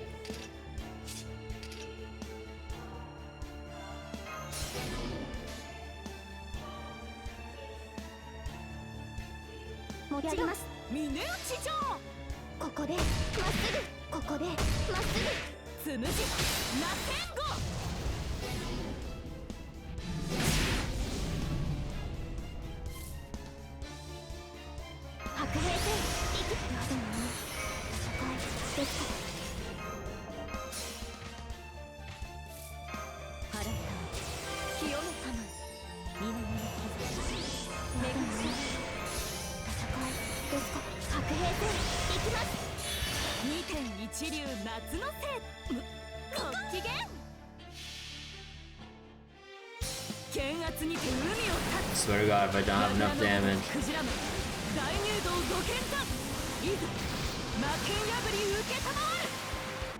Now we good. That's 150k per. So just barely. Wait a second. What? Why is it just the single? I thought it was gonna be like a giant ruler Moors that we had to take care of. Something, wait for it. Just a no.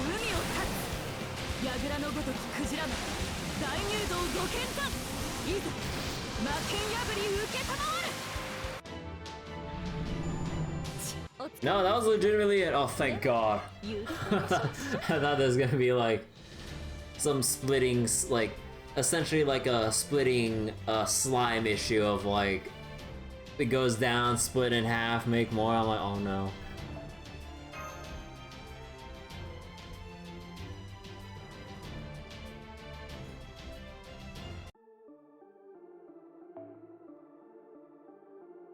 Oh hell, not again. Oh, thank God I can actually use proper. Oh my God, thank you. Dude, why are storage servants always like 8 for every skill? Now get to the count's shelter. Hurry! I'm safe. Thank you, Fairy with the staff. Gareth, you got good eyesight, right? Can you make out what's happening in the harbor from here? Huh? Yes, I can. There's a huge group of Moors headed this way from there. I'm counting 30, 60, more than 100. No, wait. Half of them are going off that way. You mean to the North District? Ah, forget it. You saw how strong these Moors are. We can't possibly save everyone.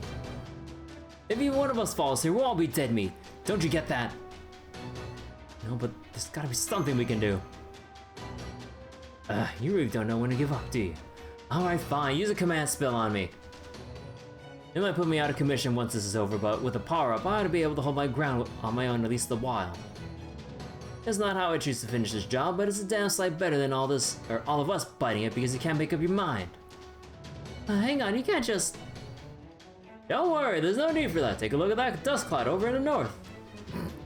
Recon over on. It's the other child of prophecy, the one in black armor. She just jumped down from the castle's bell towers, tearing into the moors. Whoa, she's amazing. Oh, there's someone else with her, but they're less impressive. They're totally holding their own too. It looks like they can stop the moors over there on their own. It's Mash. Indeed, I guess Spriggan couldn't talk her into staying in his castle. If she can handle the North District on her own, then all we have to do is worry about the South. Habitrav suddenly felt annoyed and didn't know why. This is it, everyone. It's up to us to keep Norwich safe. Yeah, there's no way I'm going to let the other child of prophecy over there outdo us. We're gonna show her why Artori is the real child of prophecy. Our defensive line won't move an inch.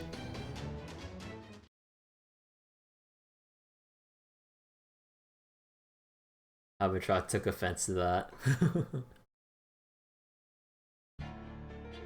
大丈夫。落ち着いて。普段通りに。運命をかけた戦い。早炊きですよ。早炊きですよ。カルウェラ。今の傷。払った。清めたものですから。右落ちに順。ですから。腰が違うので。腰が。いや、峰打ち上。 剣圧にて海を断つ櫓のごときクジラマン大入道五剣山いざ魔剣破り受けたまわ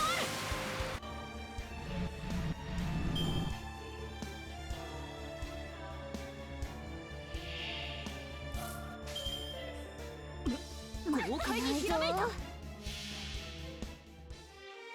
剣圧にて海を断つ櫓のごときクジラマン 大入道五剣山いざ魔剣破り受けたまわる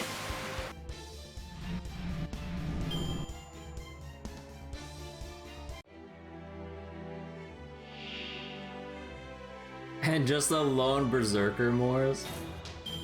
With no gimmick attached? 夏のせいってね峰打ち上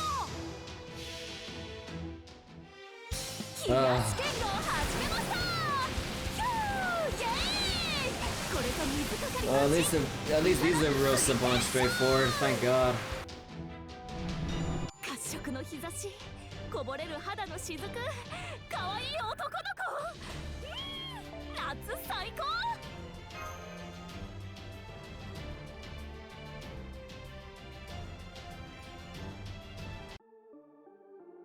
I'm actually out of stamina. I'll just use my bronze apples.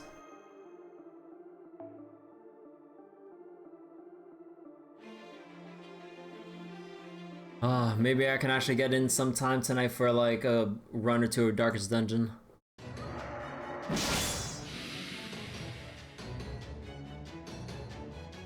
How many is that? Oh, wait. Is it just me or is this blurrier than normal? What the fuck? This has to be on purpose, right? Yeah. The visual is getting blurry. The text is fine. Okay, I was like, wait, am I going crazy here?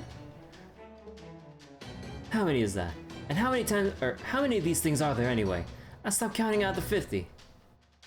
How are things over there? I was starting to feel pretty worn out myself.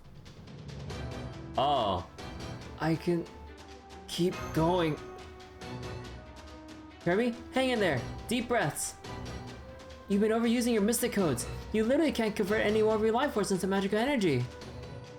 Stand back and take a break. And make sure you use a vitality ample right away. Understood.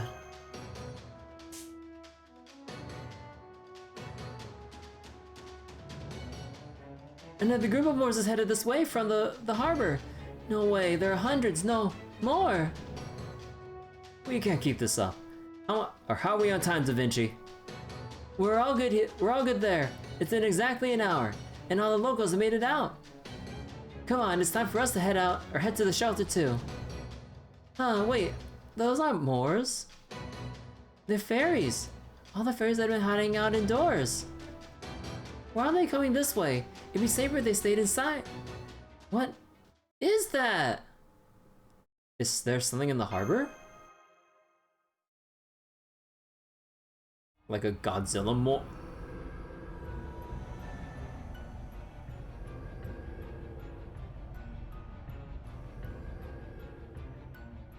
Oh. Oh.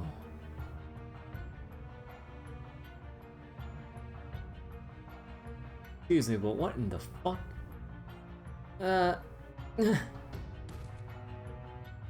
Gareth? It's okay, she's not hurt. She's just sick from looking directly at that thing. It looks like that thing induces some kind of mental aberration in fairies. Now all the fairies that were hiding in the harbor district are running this way, scared out of their minds. Ah crap, that's not nearly enough room for all of them in the shelter. Never mind the shelter, that thing makes land to destroy the whole city. You mean it moves? No, right, of course it moves. How else would it show up in the first place? Does this mean that thing is a calamity? And if it is, then what about the rain cloud? Questions can wait, Da Vinci. Artoria, Kirby, what do you want to do? I know I said we should abandon the north side earlier, but that's no longer an option. We can either stay here and disappear along with Norwich, or we can save our own skins. It's one or the other. Which will it be? Not too late to make our escape. Remember, your job is to get rid of the calamity. Protecting Norwich is just a bonus. Keep that in mind when you make your choice.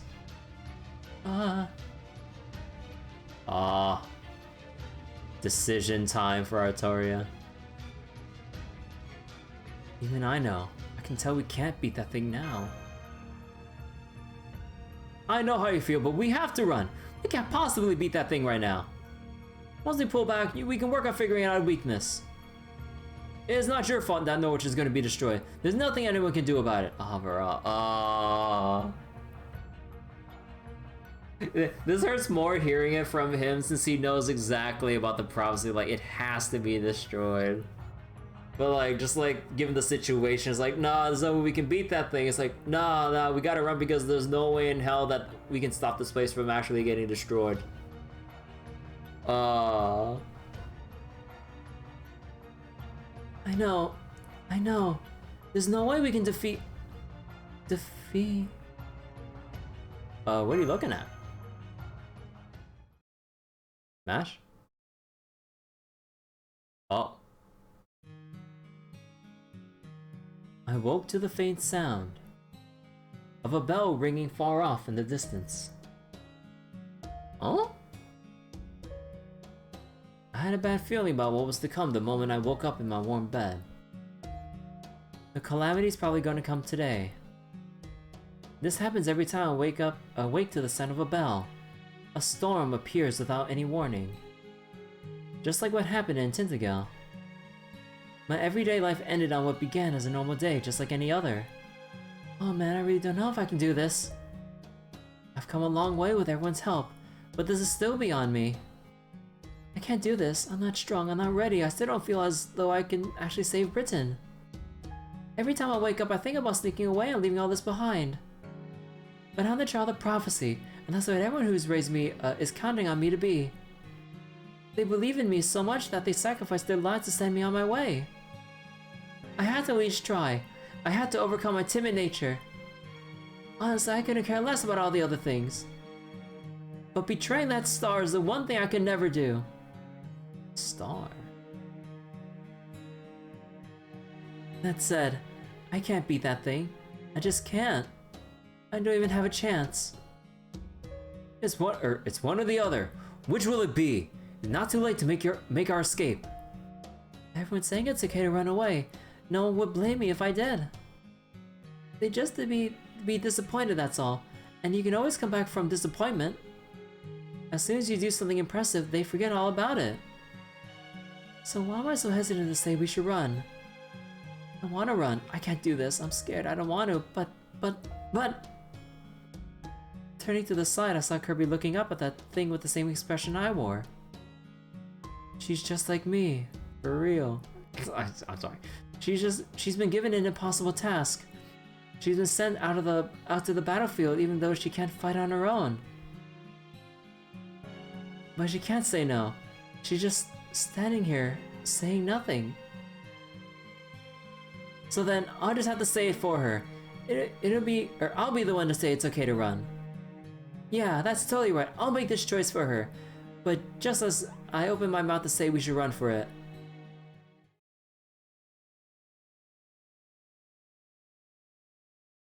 I see her. A shining star pushing her way through the crowd into the heart of the disaster. I see the other child of prophecy swallowing her fears. And running straight at that thing with fierce determination. And I see light return to Kirby's eyes as she watches her go.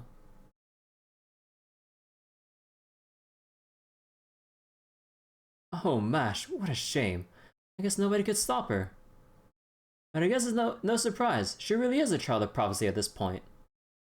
That's what everyone around her expected of her, and she chose to try and live up to their hopes. She must have chosen a story for herself that ends with her dying here. Kirby, I'm really sorry to say this, but... Hold the fort for me, guys. I'm going in. Huh? What are you talking about? I'm coming too. Oberon, make sure these fairies get out of here safely. Well, I'll be damned. I never saw this twist coming. Alright, get going. Sometimes you gotta throw caution to the wind. You Chaldeans have made it this far, so I'm gonna trust you make it out of this too.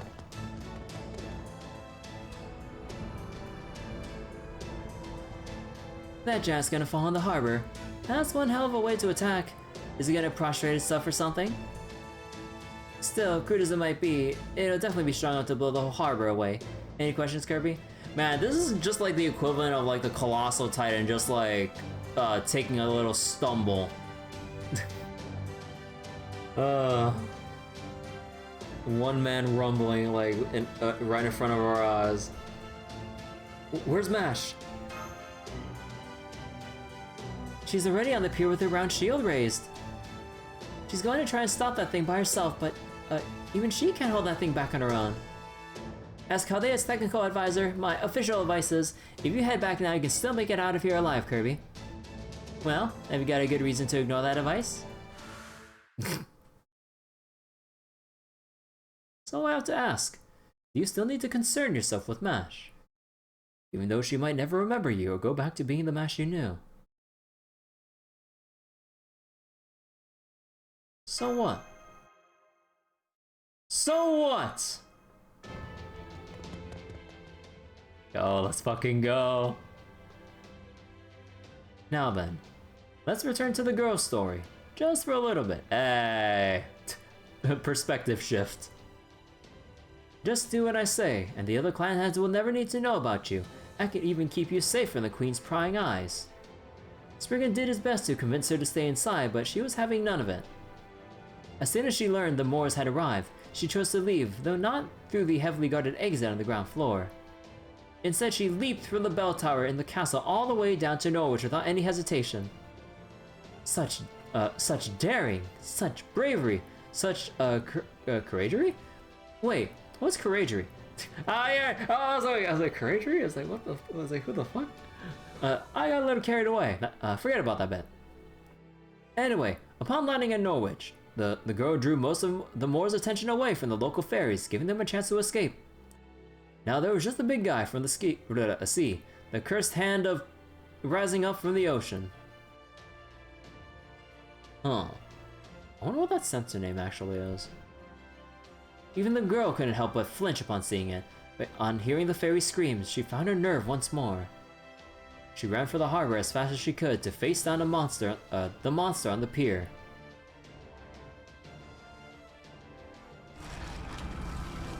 Oh. Hey, are you guys sure I'm not playing Darkest Dungeon right now?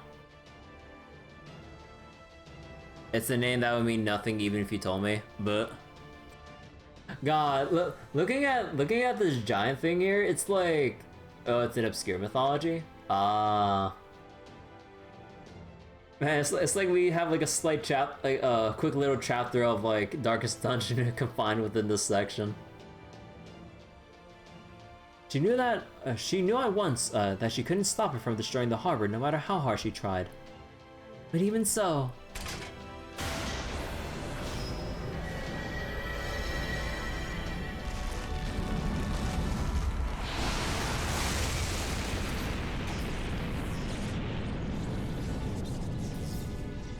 Even so, she could still absorb some of the impact. Even if the whole harbor was crushed, she might still be able to save some of its residents. That hope was enough for her to release her shield, but then she saw something unbelievable. It's her! The human she had met at the town square yesterday came running into the harbor. The girl was so overcome with indescribable feelings of joy and relief that she couldn't help but say something. Stop! You need to get out of here! In a few seconds the entire harbor will be destroyed! She shouted as loud as she could, but the human didn't stop. Why not? Could she not hear her over the sound of her shield and the curse clashing? No, that wasn't it at all. As she ran down the pier towards her, she shouted even more loudly at the girl that she wasn't going to give up. She placed her hand on the girl's back without a word. It told her she wasn't going to leave her alone, that she would be there to support her. The girl was so moved by the kind gesture that it made her remember she was human too. That's right. Humans feel pain when they're hurt, and they're frightened by terrifying monsters. And what's even scarier is the idea of harm coming to someone who cares about you, supports you. You don't need to worry about me. I'm the child of prophecy. Please, just save your... So she tried to put on a brave face one last time, like a child lying about being okay. Hey, wait, I'm speaking! Oh shit! By my command spell. Huh? I don't care if you're the child of prophecy or not. Her voice resonated through her back. The fire in her veins spread from her heart down to her fingertips. Just show this thing what you're really made of, Mash. Let's go!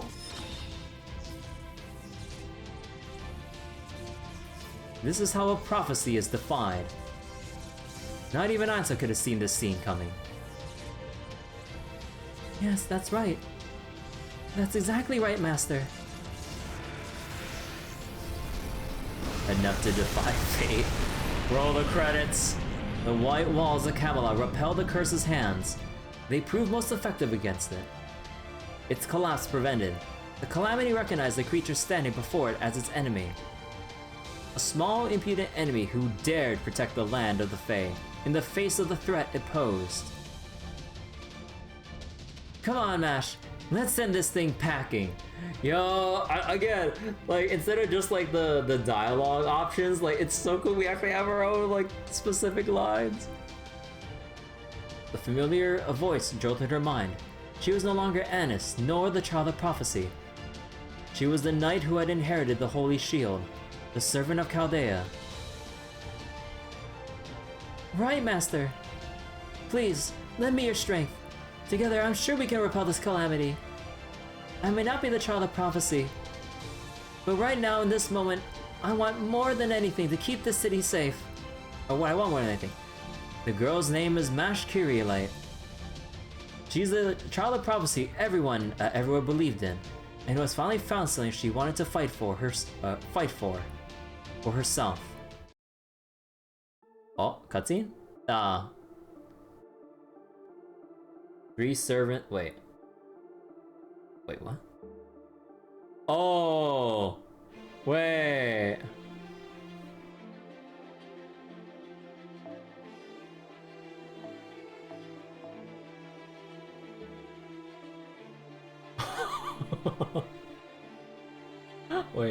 wait a fucking second.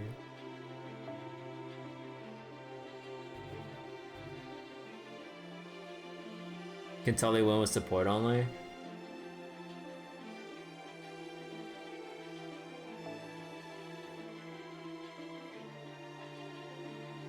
Okay, hold on real quick.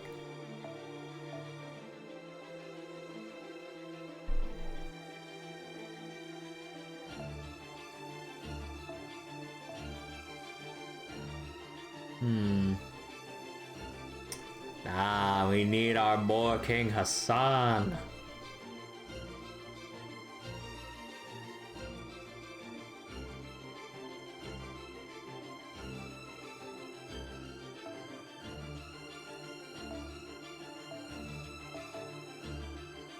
I'm liking the music that's going on right now leading up into the fight. Oh my god, it's getting me so excited.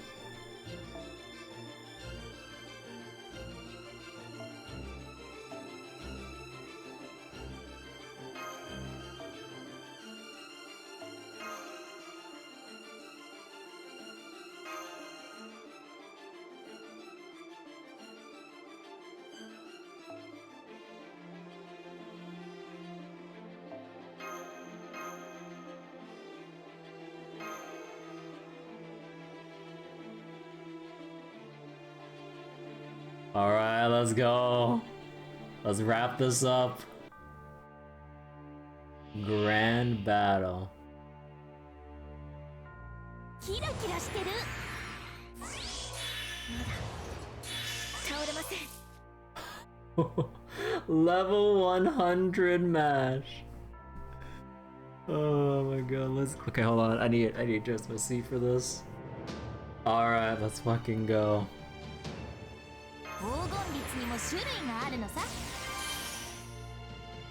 ステータスアップ。これで足りま What's す。 this?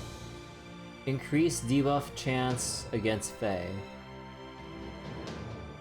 Increase attack and decrease defense with each curse state. Oh, what the fuck? Increase defense and apply a state where at least 1 HP remains when sustaining curse damage. Curse enemy when... Inflict curse to an enemy when taking damage and inflict curse.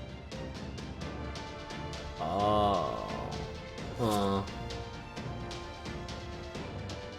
Okay, wait. Hold on quick. I need to double check something.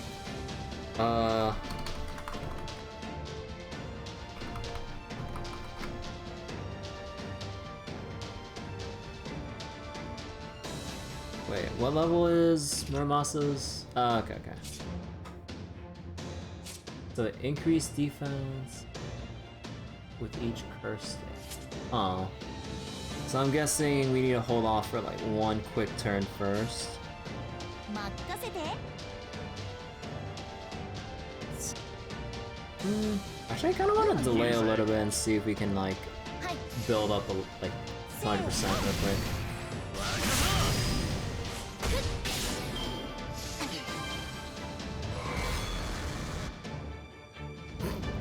Good job.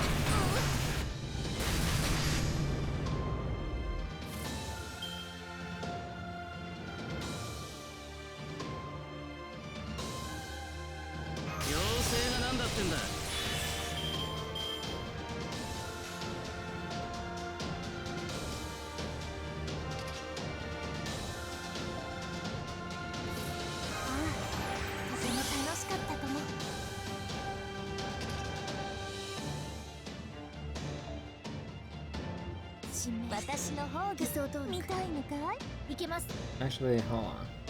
Is this one... Last card effect in this. I kind of want to overcharge more for extra defense, but that's probably not worth it. Actually, should I just do more muscle? Buster?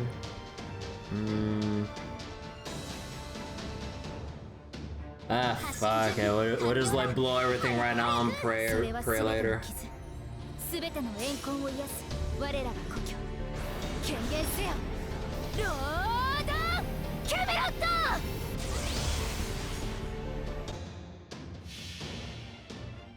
神髄解明感染理念収束鍛造技法 Like, it shouldn't kill without... Oh, actually, no, that is a bit, Actually, no, there's still some health left. Even, like, the Buster wouldn't have been enough, I think. Yeah, fun with this fight, letting you use Van Gogh. I wish I had Van Gogh. Van Gogh is busted. I really wish I had Van Gogh and Doman. Hard shot for the end. Oh. Okay, not gonna lie, that's kind of a lame and lazy attack animation. He's just like moving the tendrily hands over everyone, and that's just it. Like, bro, at least like go, at least slap or something. The amount of curse damage he was taking is insane, though. He has more health than she was. Oh shit.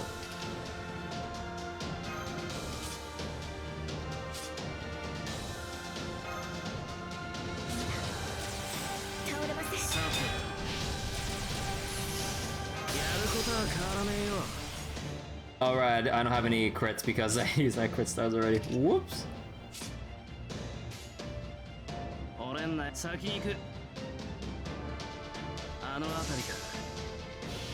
Jane couldn't bring us support. そこに至るは Passive predator from dying to it. 気づきに気づいた刀塚八重垣作るは戦士の刃知った成仏していきな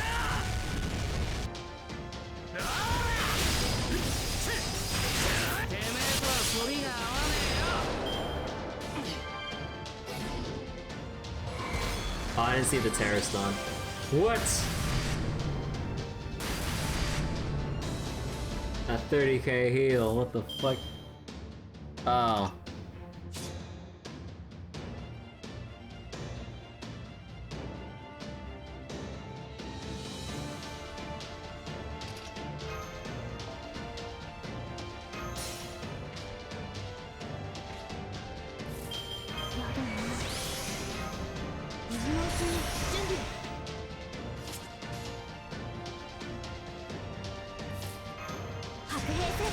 Oh wait, I didn't see the thing here. What the fuck?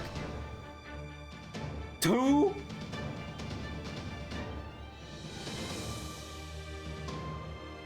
You son of a bitch.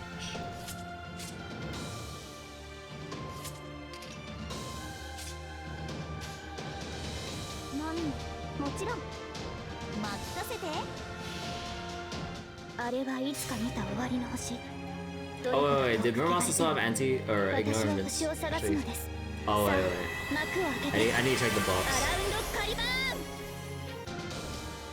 Oh yeah, wait, actually hold on, that's a misplay. Hold on. Right, because I can cleanse off the stuns and we can still do some damage. Right. Pretty sure that should work.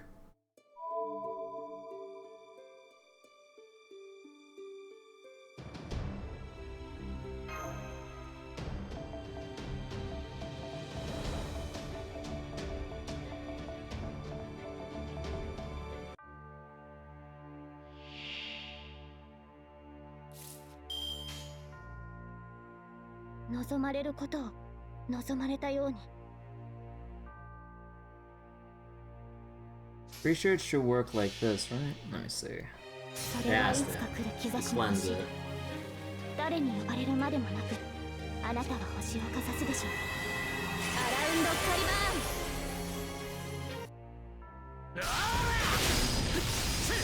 Yeah, buddy.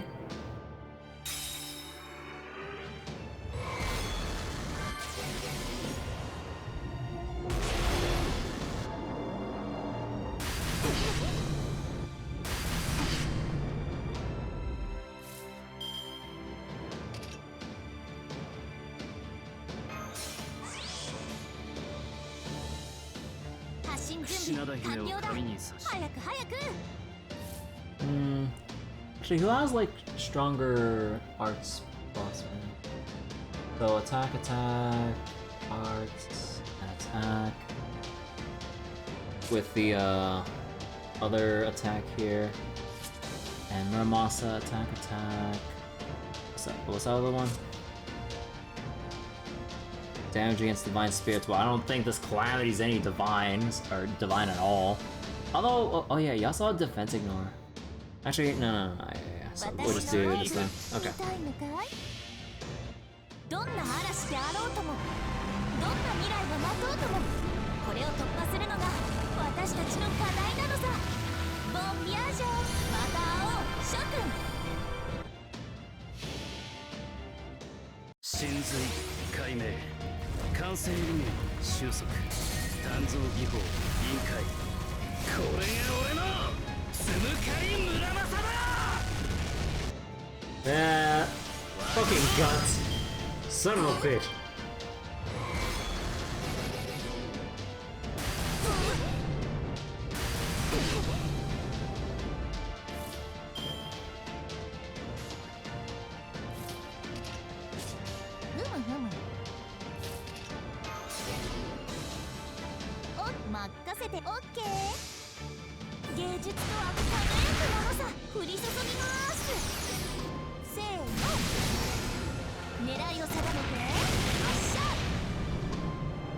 We did it! Holy curse stacks.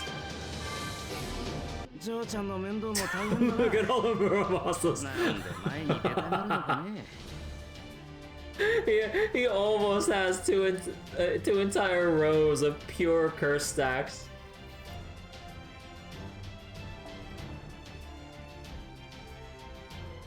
So wait, he gets more procs of guts based on how many curses are on the field. Oh. I got lucky, huh? Go had her entire thing filled with curses. You can get up to 3 stacks? Oh. Man, I got lucky, huh? Alright, let's go! It was fields of purple. Also, I thought, like, with how this would somehow end up, I thought, like, they're gonna really drag out Mash regaining her memories, like, once, like, we finally found her in Norwich. But yeah, let's see. Okay, let me see. What's gonna be the big twist to get us all anxious for part 2. Also, we still have, like, one more era after this. No way! The calamity is disappearing. We did it! We really did it, Senpai! I can't believe it! We actually defeated the calamity! We sure did, Mash. High five. Oh right, this is the time to be celebrating, is it? I'm back, Senpai. I'm so sorry for all the trouble I've put you through. Welcome back, Mash. Don't worry about it. We're just glad to see you again. And safe too. We have a lot of catching up to do, but that can wait until later. First, I want to introduce you to a local who's been helping us out. Well, she's really part of the team at this point. Oh, there she is. Hey! Over here! Artoria, this is Mash, Kirby's main servant. Mash, this is Artoria Caster. She's Kirby's owner, this Lostbelt's King Arthur, the Child of Prophecy, and a powerful mage. I guess I'm technically the Child of Prophecy, but powerful? King Arthur? It's mortifying being called any of that around you, when you're so incredibly strong. I'm sorry, if that had been me out there, that thing would have knocked me all the way back to the Nameless Woods with one flick of its finger. I'm sorry I couldn't do anything against the calamity. I'm sorry I'm so weak, I'm sorry. So your name's Artoria, and you're the real Child of Prophecy. No, not at all. If anything, I'm the one who should be apologizing for calling myself the Child of Prophecy, even though I didn't know it, about you at the time. And I don't know how I can make it up to you, but hang on, what was that about you owning Senpai and wait, that is a lot of Look at how many lines there are! Well, I need a water break. Okay, let me take it from the top. Not at all. If anything, I'm the one who should be apologizing for calling myself the Child of Prophecy, even though I didn't know about you at the time, and I don't know how I can make it up to you. But hang on, what was that about you owning Senpai? I'm struggling to make sense of that. And I just realized it must be applied to hide that Senpai's from Chaldean. You're just teasing me, Da Vinci.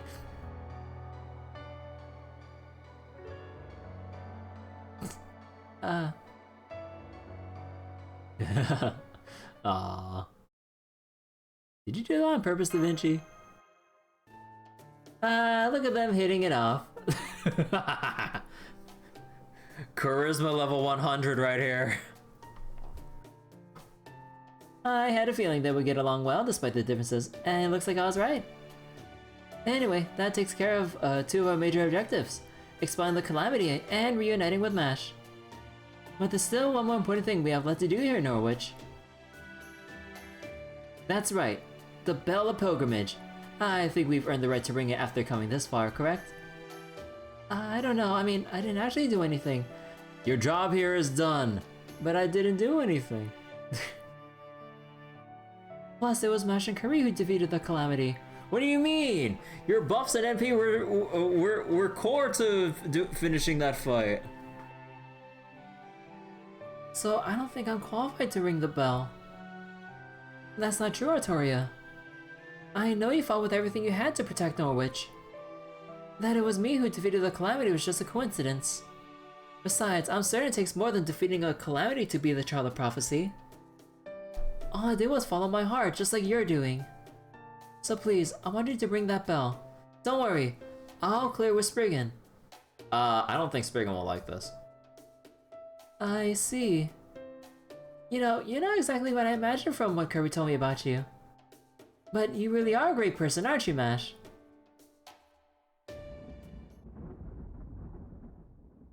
The Calamity Pool's still here. Oh yeah, that's weird. Why is that big rain cloud still here even though we got rid of all the... Oh. Oh. Oh. Oh.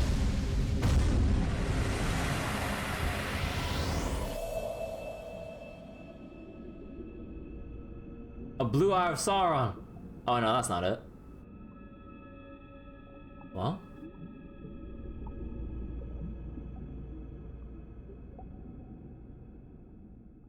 Oh. They turned this into the farmstead for Darkest Dungeon! Look out! Huh?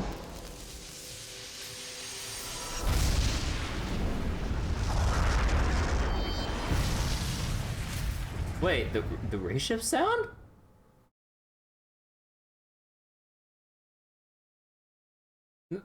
Mash? Ow, ow, ow, ow. Now I know what a football feels like. Mash? Mash is... gone! What? Didn't you see for yourselves? She disappeared after knocking you guys out of the way. That was Morgan's water mirror. She usually uses it against calamities. I don't know why you guys were just standing around when you could see it right there. Man, you humans from other worlds aren't big on caution, are you?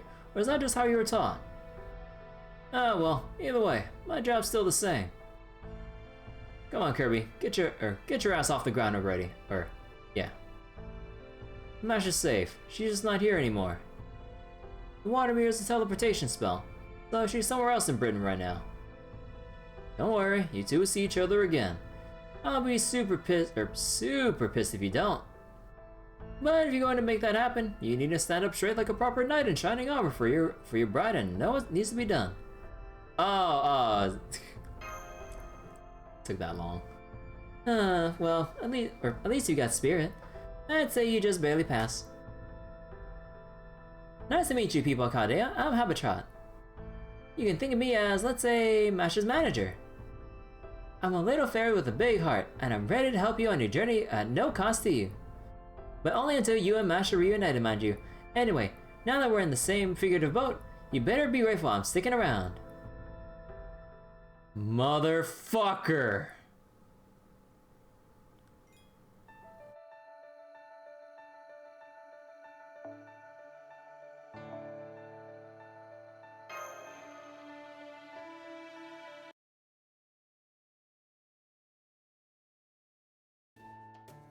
Oh man, this food is so good. Sheffield never had anything like this stuff. And separated again, son of a bitch! Hey, can I get more of that pescetti stuff? I love twirling it around my fork. And I could have two more of those carrot-colored cakes. No, not more than 2 slices. Not 2 more slices. 2 whole cakes. Watch as she loses her memories again. Nah, please, we don't need to go through that pain and annoyance again, trying to read through all that. I was so sad to see everything was all said and done by the time I finished my detour on the river and finally made it to Norwich. So if I don't ease my broken heart with natural sweetness, I don't think I'll ever be able to draw a carriage again. It's great that you guys were able to protect Norwich, and it's great that you have more, strange new friends. But it sounds like things might have gotten a little more complicated. You were finally reunited with Mashi, only to be torn apart yet again. And outside... The Child of Prophecy! The Child of Prophecy! The Child of Prophecy saved Norwich! The Child of Prophecy would defeat the Queen! We don't have to listen to Morgan anymore! Well... The Child of Prophecy protected us, now it's our turn to pay her back. No more shipments to Camelot, send weapons to Londinium.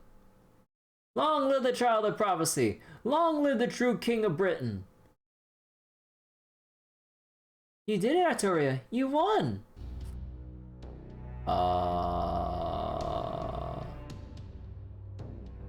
Man, that mood turned sour the moment my night mode filter turned on because it's midnight right now. Okay, hold on. Let me take off the filter real quick.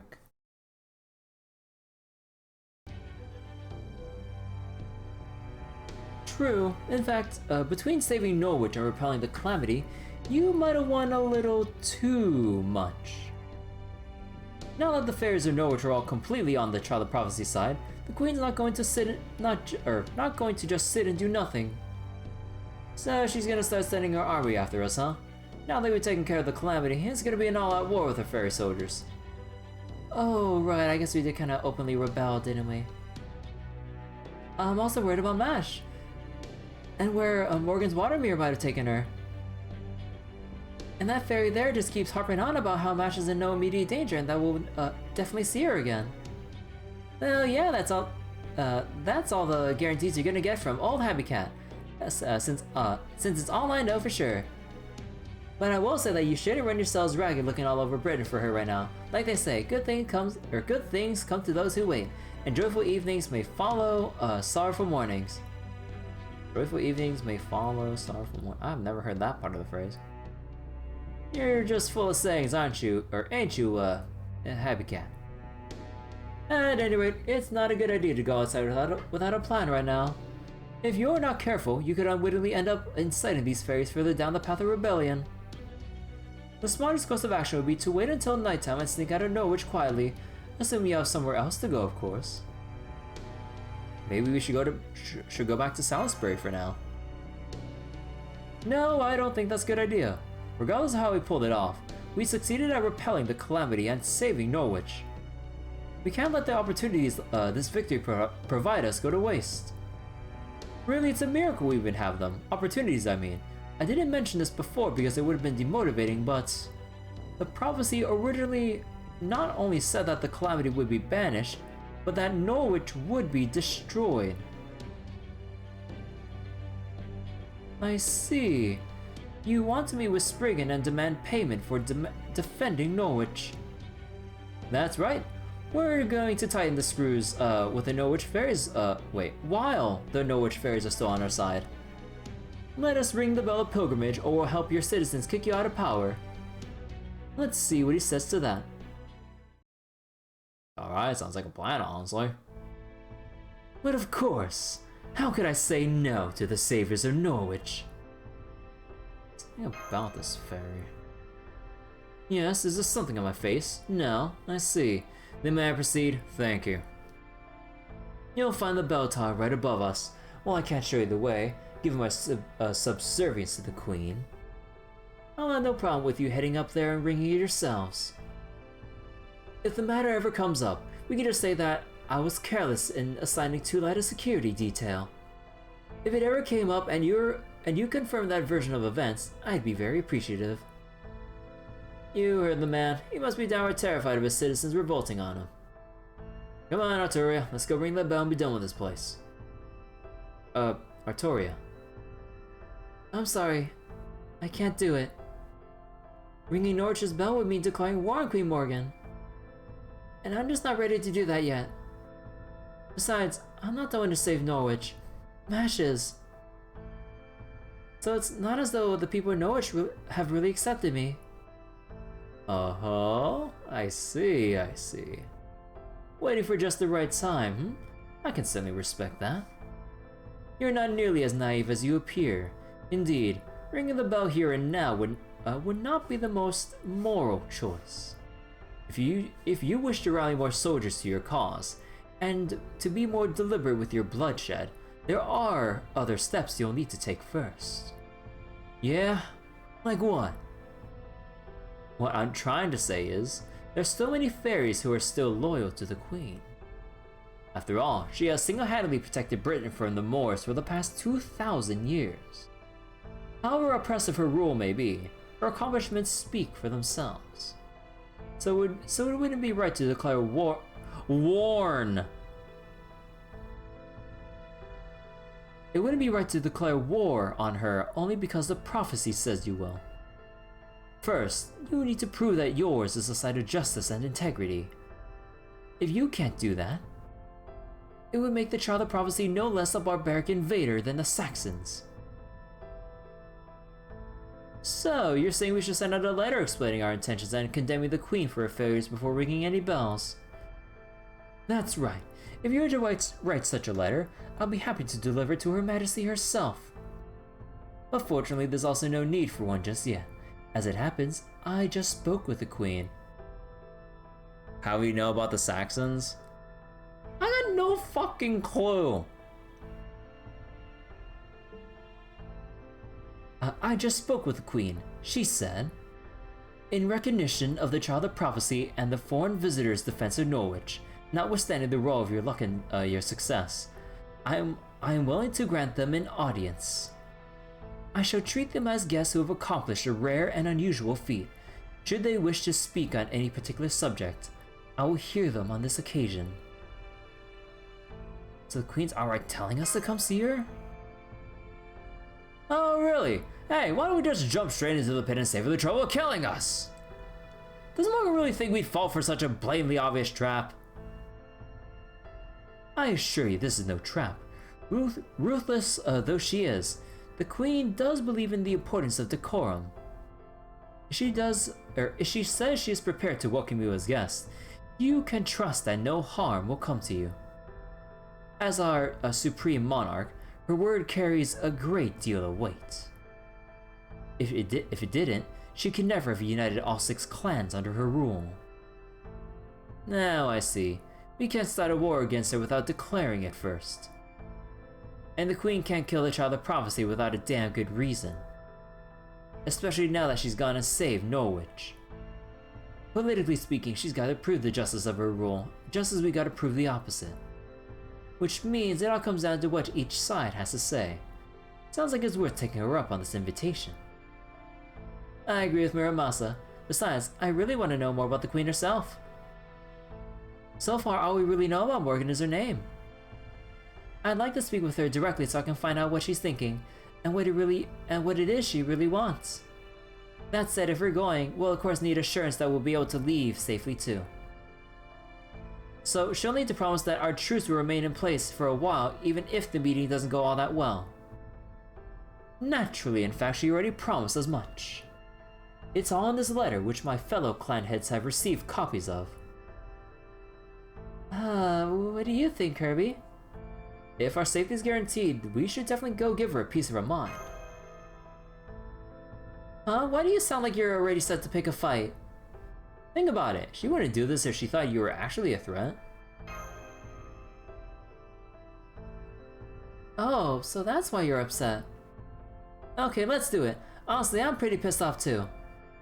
What the hell does she mean, notwithstanding the role of your luck and your success? There was no luck involved. Mash and I both worked hard to save this town. I see. Okay, if you're all sure about this, then maybe accepting this invitation is the right move. Plus, Arturi's decision not to ring a bell at this point also makes more sense to me this way. If she had rung the bell, it would have officially made the Queen and the Child of Prophecy political enemies. And then this invitation would be moot, isn't that right, Spriggan? I'm afraid you'll have to draw your own conclusions there. I'm not at liberty to comment. Oberon, was it? I don't think I've seen a fairy like you in Britain before. You're quite a nuisance, aren't you? Very well then, I'll send a messenger to the Count's house tomorrow. Noting you to meet with the Queen's troops who will be waiting for you outside the city. So the Queen's own troops are going to escort us to Camelot, huh? Can I ask who's leading those troops? Of course. You'll be escorted by the 1st Royal Knight, Moor's Extermination Brigade, led by Captain Gawain. That's right. Townland Gawain herself will provide you all with safe passage to Camelot. Oh.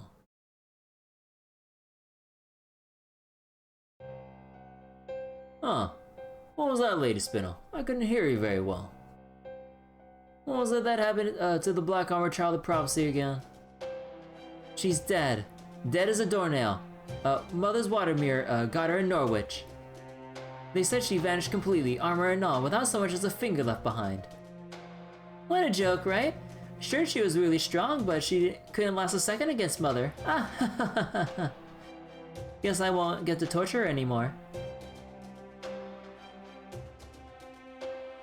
Beryl, is something wrong? Did I say something I shouldn't have? Is that all? There's nothing noteworthy about that news, Lady Spinel. It's such obvious misinformation. It's not even creative enough to be interesting. But isn't Mash your girlfriend? How can it not be noteworthy that she's dead? It's simple. She just vanished, right? No body, no death. You know, I feel like this is some meta writing right here.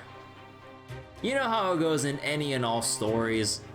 Like, if it didn't happen on camera, like, they ain't dead. Besides, I might end up dying before her, but there's no way Mash would ever die before me. Never. So wait. Yeah. Okay. That's just not how the god of romance rolls.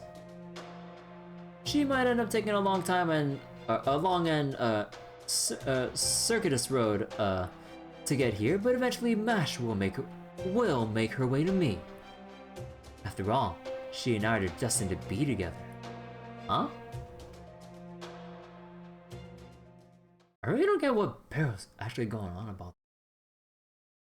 But yeah, more creepy vibes to end Act 1, huh? Alright.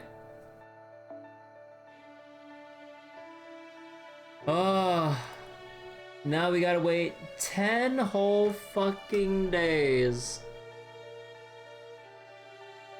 10 whole days for this, man.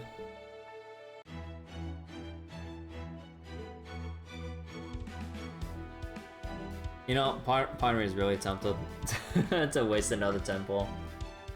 10 dead days. Yeah. He's insane. All there is needs to be said. Yeah. Oh man, okay, actually let me go back to this one just so I can have the background music. But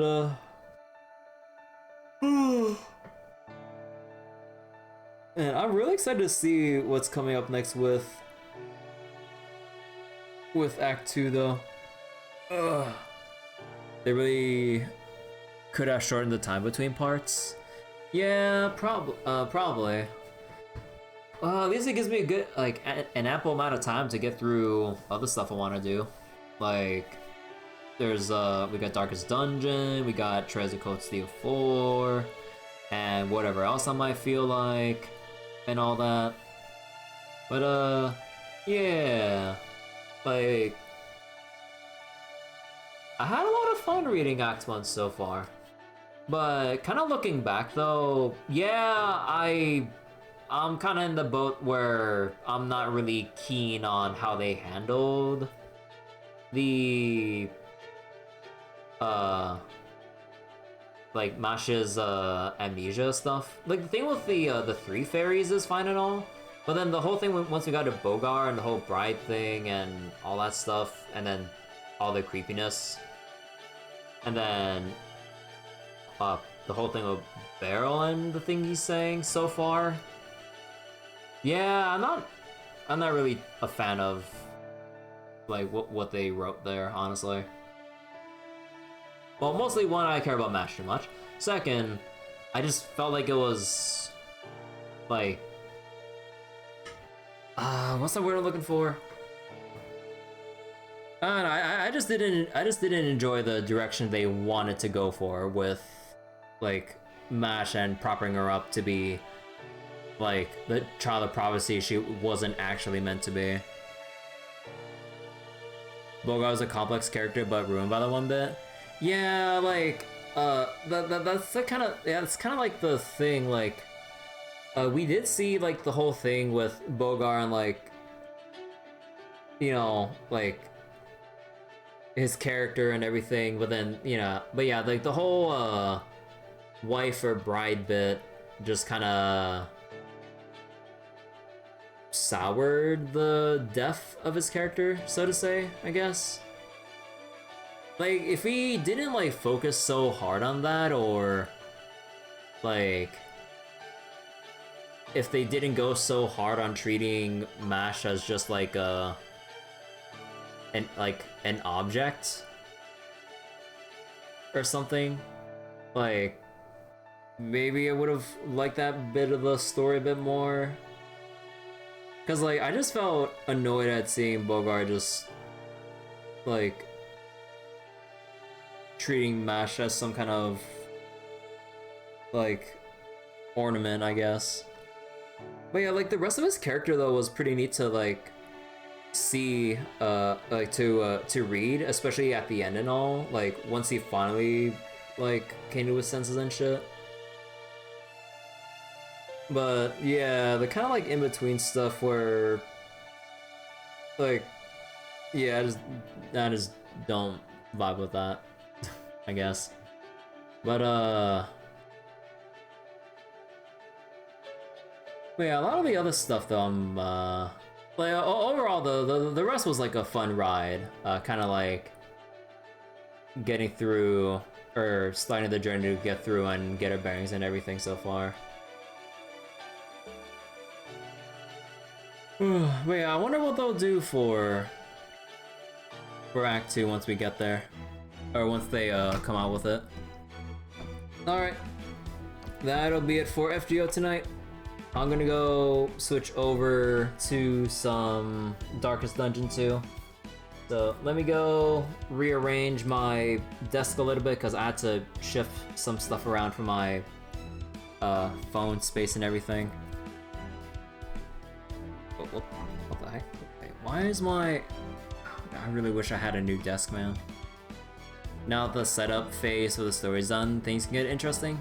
Yeah, it kind of was like a slow burn. Well, somewhat slowish burn when all things are said and done. Although I think my view of a slow burn is kind of like messed up from having played like the Trail series so much. Like, the whole first fucking game of Trails in the Sky is a slow burn to get into the rest of the Trail series. Although I enjoyed every goddamn minute of it. But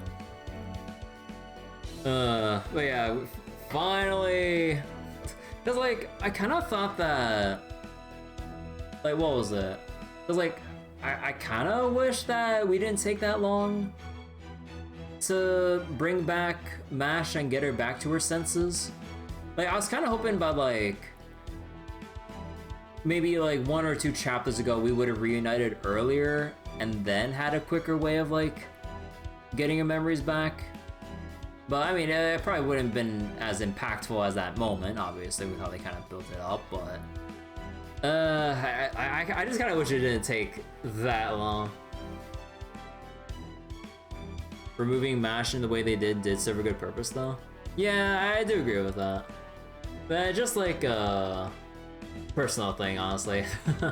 like I know actual like good ways to write stories and stuff. Either way though, it's more like me getting impatient wanting to reunite. They let them build the world in 2 directions and let Casatori more time to develop. Yeah, now that you kind of pointed out, yeah, if like MASH was always around, like she would have like they would have had to write in reasons to like have her butt in like on other characters' time to like establish themselves to the player and stuff. So yeah, there's that too. Like, so it was actually a pretty good decision. Most of the really good events lack MASH after all. Aww. But yeah, I mean, we've seen like a lot of MASH already over the course of all the stories, and yeah, it's kind of like, you know, the Grand Blue situation with Dancho, Lyria, and Virn. Like try not to have them around too much and let the actual characters of who the events are surrounding like actually flesh themselves out more properly. But yeah, okay. Let me go change over and stuff.